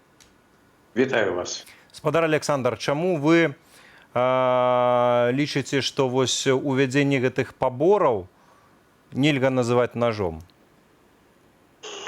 Ну, гэта, так бы мовіць, болей мяккі і гуманны, я ў двукосці гэта бяру, метад з гледзяшча і беларускіх уладаў, і Еўропы. Таму што раней ўсё ж такі вось гэтыя грубыя такія замашкі беларускай улады, калі з дручкамі супраць дэманстрантаў выходзілі гэтыя амонаўцы, калі былі разгоны, калі там цягнулі па асфальту бабак, пенсіянераў і запіхвалі ў аўтазакі, ўсё гэта выглядала брутальна, і гэта змушала ў прыватнасці гатоўнасці еўразвяз рабіць нейкія заявы. Па вялікім рахунку яны, канешне, былі як мёртваму прыпарка, але ўсё ж такі апошнія гады, калі пачаўся вось гэты тренд нармалізацыі дачыненняў афіцыйнага Мінска з Еўропай, беларускія ўлады сталі думаць, як ўсё ж такі зменшыць гэтую брутальнасць і вырашаць свае задачы здушэння апазіцыі, здушэння любой палітычнай, грамадзянскай альтэрнатывы болей такімі хітрымі замаскаванымі сродкамі. І вось гэта студзеньская пастанова Савета міністраў нумар 49 аб тарыфах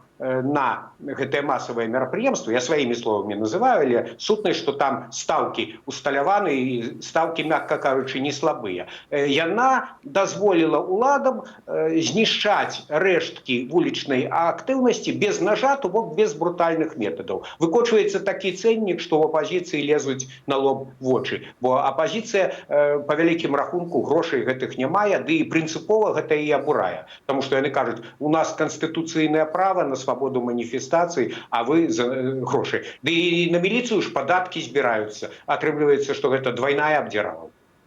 Ну, по-рознаму называюць, не толькі абдзіралаўка, і хлапцамі па выкліку называюць. І гэтак далей. Між тым, я вось яшчэ адзін момант хацеў дакладніць, не знайшоў яго ў вашай публікацыі.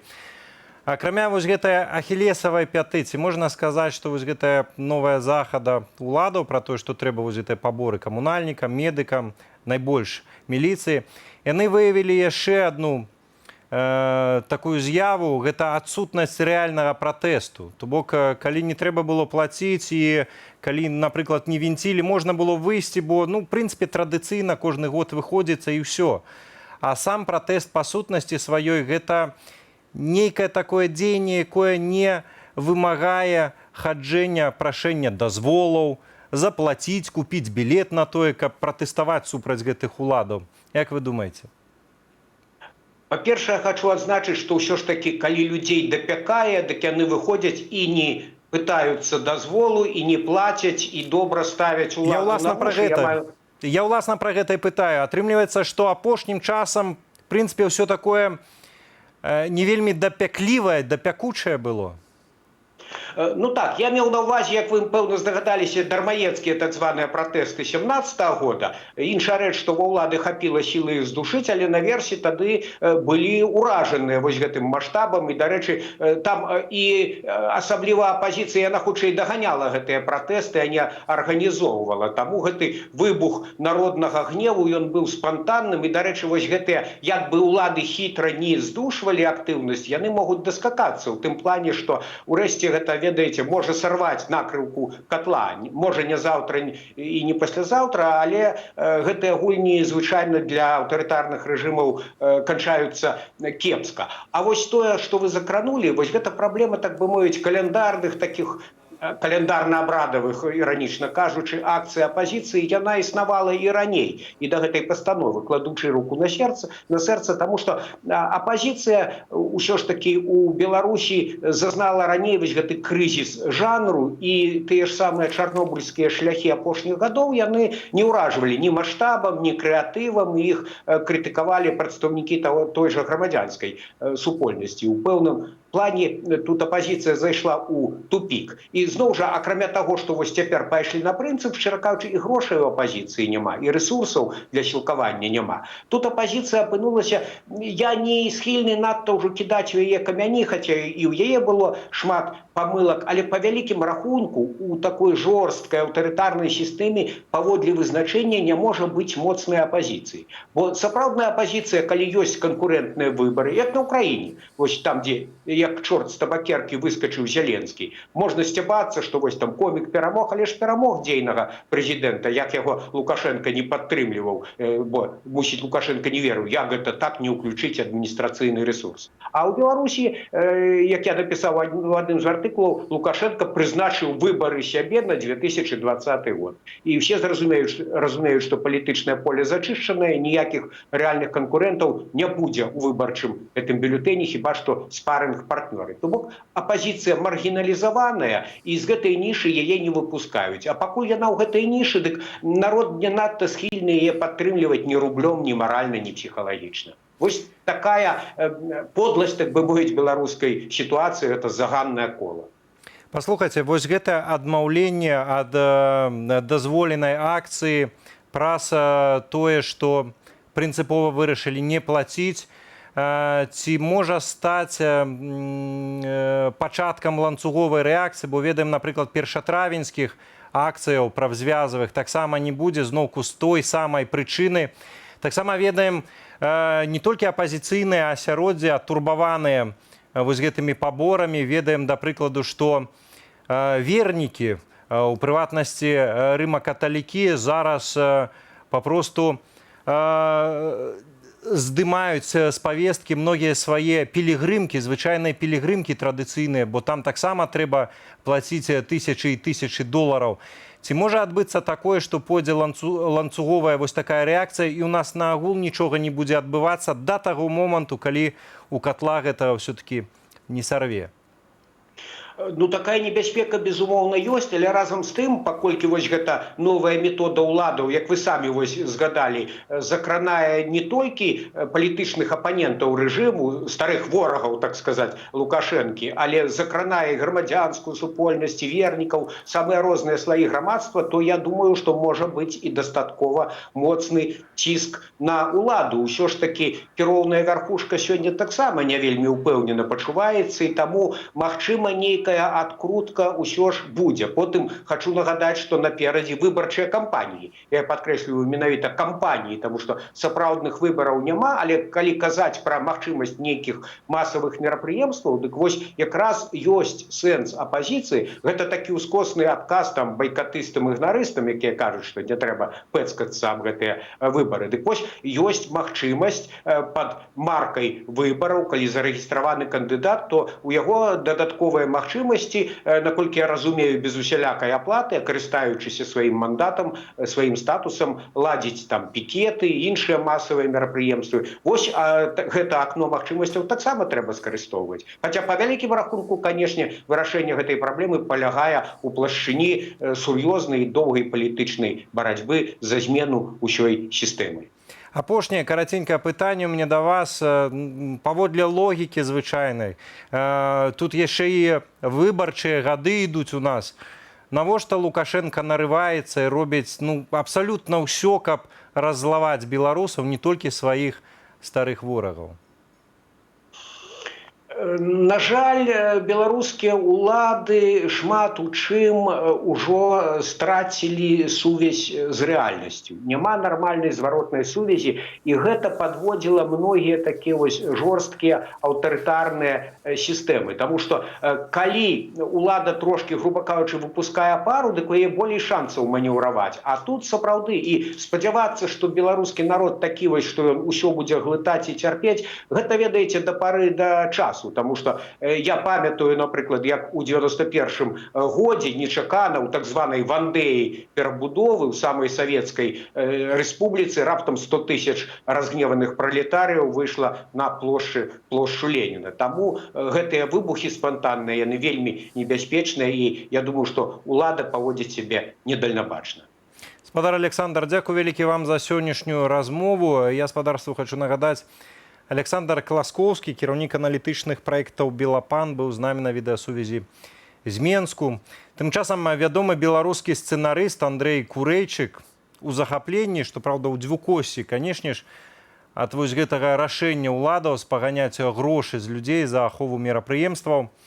Адзінае, пра што кажа Курэйчык, што не варта абмяжоўвацца малым, і распавядае, як можна давесці абсурд да абсалюту. На этой улице мы охраняем общественный порядок, на этой площади мы охраняем общественный порядок, а вот на соседней улице мы охраняем общественный порядок за ваши деньги. Идея гениальная. Гениальная. Единственное, я бы избавился от некоторой дискриминации, а то получается, что есть правильные граждане, общественные акции которых мы охраняем бесплатно, и неправильные граждане, которые должны платить деньги за охрану общественного порядка. Я бы распространил это правило на всех. Ну вот президент, он же проводит какие-то массовые встречи, стоят милиционеры через каждые 50 метров. Ну заплати свои зарплаты за охрану общественного порядка. БРСМ, проводишь концерт, так, комсомольцы быстро скинулись и дали деньги милиции за охрану общественного порядка. Дожинки. Так, комбайнер, ты получил там свой трактор и свою премию?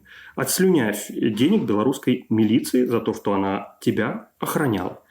Ну, тогда это будет честно и правильно. Более того, я бы, может быть, подумал о том, чтобы распространить это правило не только на массовые акции, но и на индивидуальный уровень. Ну вот, тебя грабят. Так, вот у нас терминал, оплати нам денег, и мы с удовольствием этих грабителей задержим. Насилуют. Заплати, мы и насильника задержим. Вот тогда, мне кажется, уровень благосостояния белорусской милиции значительно вырастет.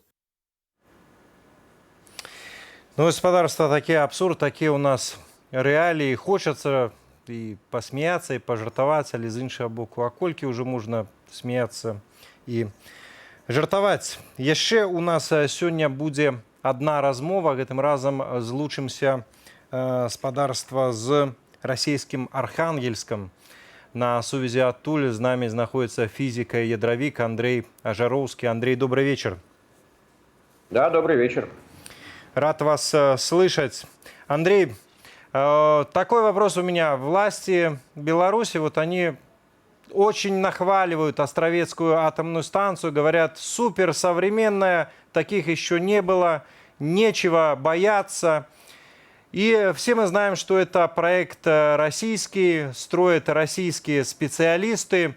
Вот чтобы понимать просто, как в России-то обстоят дела с безопасностью на ядерных, на подобных объектах, вот чтобы понимать, что действительно может нам успокоиться, все в надежных руках, там суперспециалисты, в России ничего не происходит, как на самом деле обстоит? Ну, российские суперспециалисты из Росатома успешно вас ведут в тупик, вот что я хочу вам сказать. Да, пока ни одна из атомных станций такого типа, то есть с реактором ВВР-1200 не взорвалась, но у них опыт работы только там копеечный. А у таких реакторов те же недостатки, что у любых реакторов с водой под давлением. То есть при каких-то проблемах с охлаждением растет.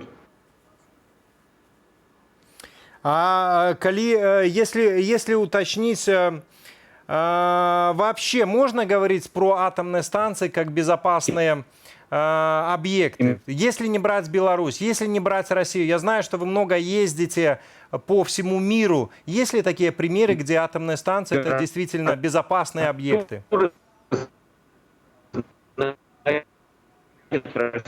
Давление – это закон физики. Андрей, я извиняюсь, у нас связь барахлит. Попробуют коллеги снова с вами связаться сейчас. Одну минуточку. Пока что спадарства маем для вас выказывание. Так само вельми важное. Справа в том, что навукоўцы ўсцяж не могут дать вычерпальных отказов на питание, какие наступствы для человека несут так званые малые дозы радиации. Это коли не одразу опраменили ажно до смерти, а вот так потрошечки, як мы з вами живем.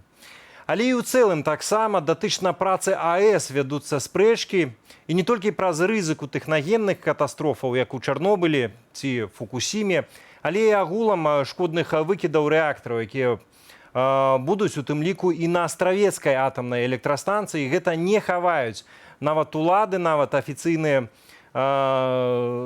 забудоўнікі. Пры гэтым менавіта атамныя станцыі, дарэчы, спрычыняюцца і да ўсё часцейшых лясных пажараў па ўсёй планеце. Чаму гэтак адбываецца, тлумачыць прафесор Георгий Лепін, які дзесяткі гадоў займаецца даследаваннем працы атамных электрастанцыяў. Любая атомная станция, она, кроме выработки электроэнергии, она выбрасывает в атмосферу большое количество разного рода изотопов. И в том числе там есть такие изотопы, которые очень существенно меняют свойства атмосферы. Вот когда сейчас говорят о том, что в разных точках земного шара появляются колоссальные пожары, это ведь тоже является следствием работы атомных станций. Один из выбрасываемых ими изотопов – это криптон-75. Этот изотоп настолько существенно снижает электропроводность атмосферы, что в результате любая туча грозовая может пробить через эту атмосферу на Землю.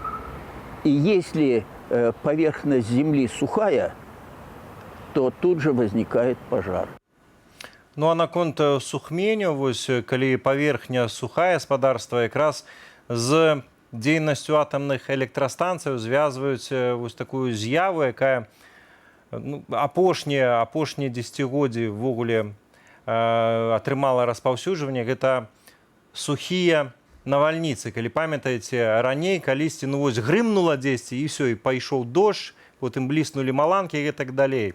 А апошнія гады, звярніце ўвагу, грыміць, а дажджу няма. І вось маланкі б'юць у лясы, і яны сапраўды гараць. Дарэчы, наконт альманскіх балотаў, сёння распавядалі пра іх на самом пачатку. У нас на старонцы ёсць пра гэта таксама паведамленне.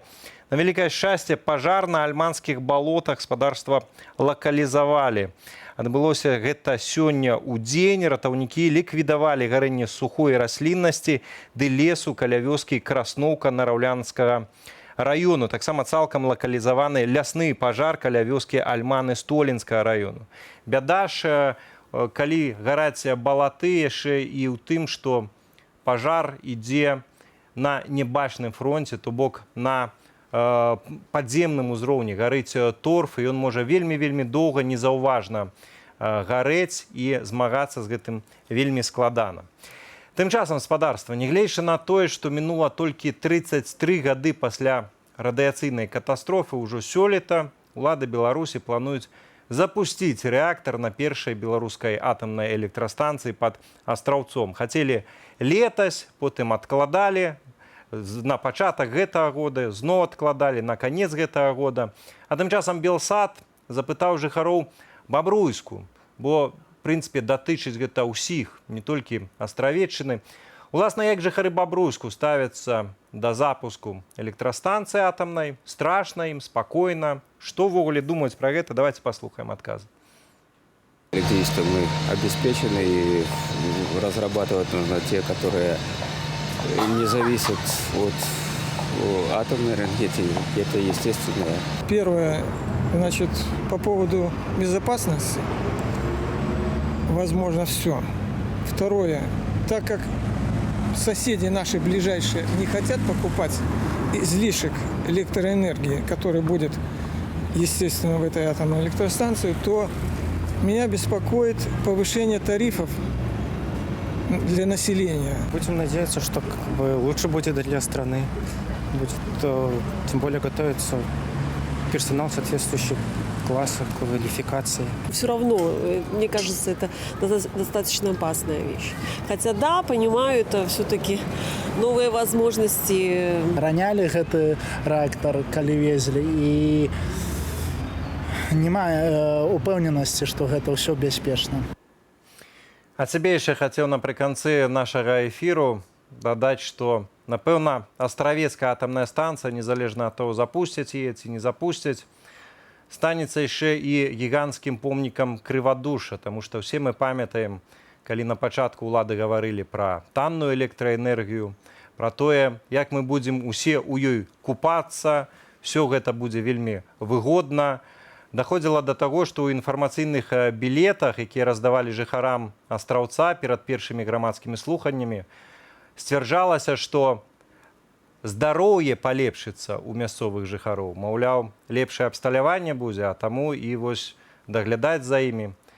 Тады ніхто не гаварыў хаця б пра тыя ж самыя планавыя выкіды з атамнай станцыі, пра якія гаворыцца ўжо сёння. Сёння ж Лукашенко ўжо і гаворыць пра тое, што дайте мне, на чыноўнікаў паказвае пальцам, пакажыце, пакладзіце на стол, куды мы будзем дзеваць гэтую энергію. Так можа спачатку трэба было ўсё разлічыць, а потым гэта будаваць.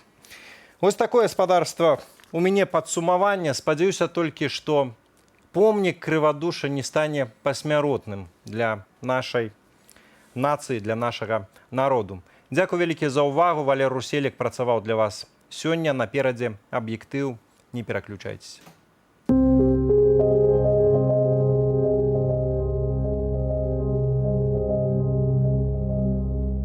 доклады только на 3-4 день дали некую информацию такую ни об чем.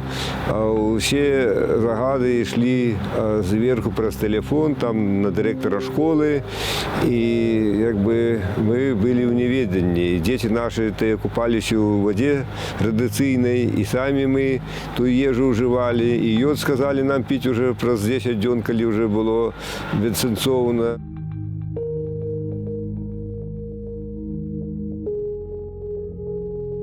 Мы вахту заступали, человек нас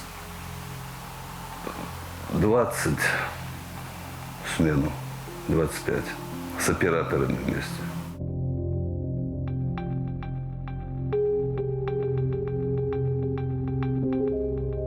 Брат еще мой, Сашка, живет в Киеве, еще жил. А кто со мной работал в одной вахте? Ну, наверное, человека 2. Может быть, осталось.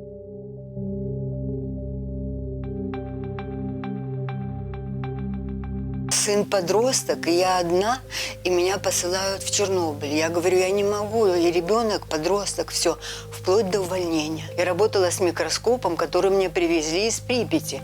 Облученный? Облученный, конечно.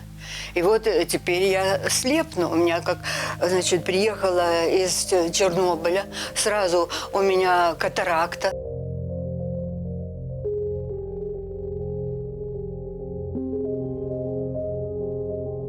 Thank you.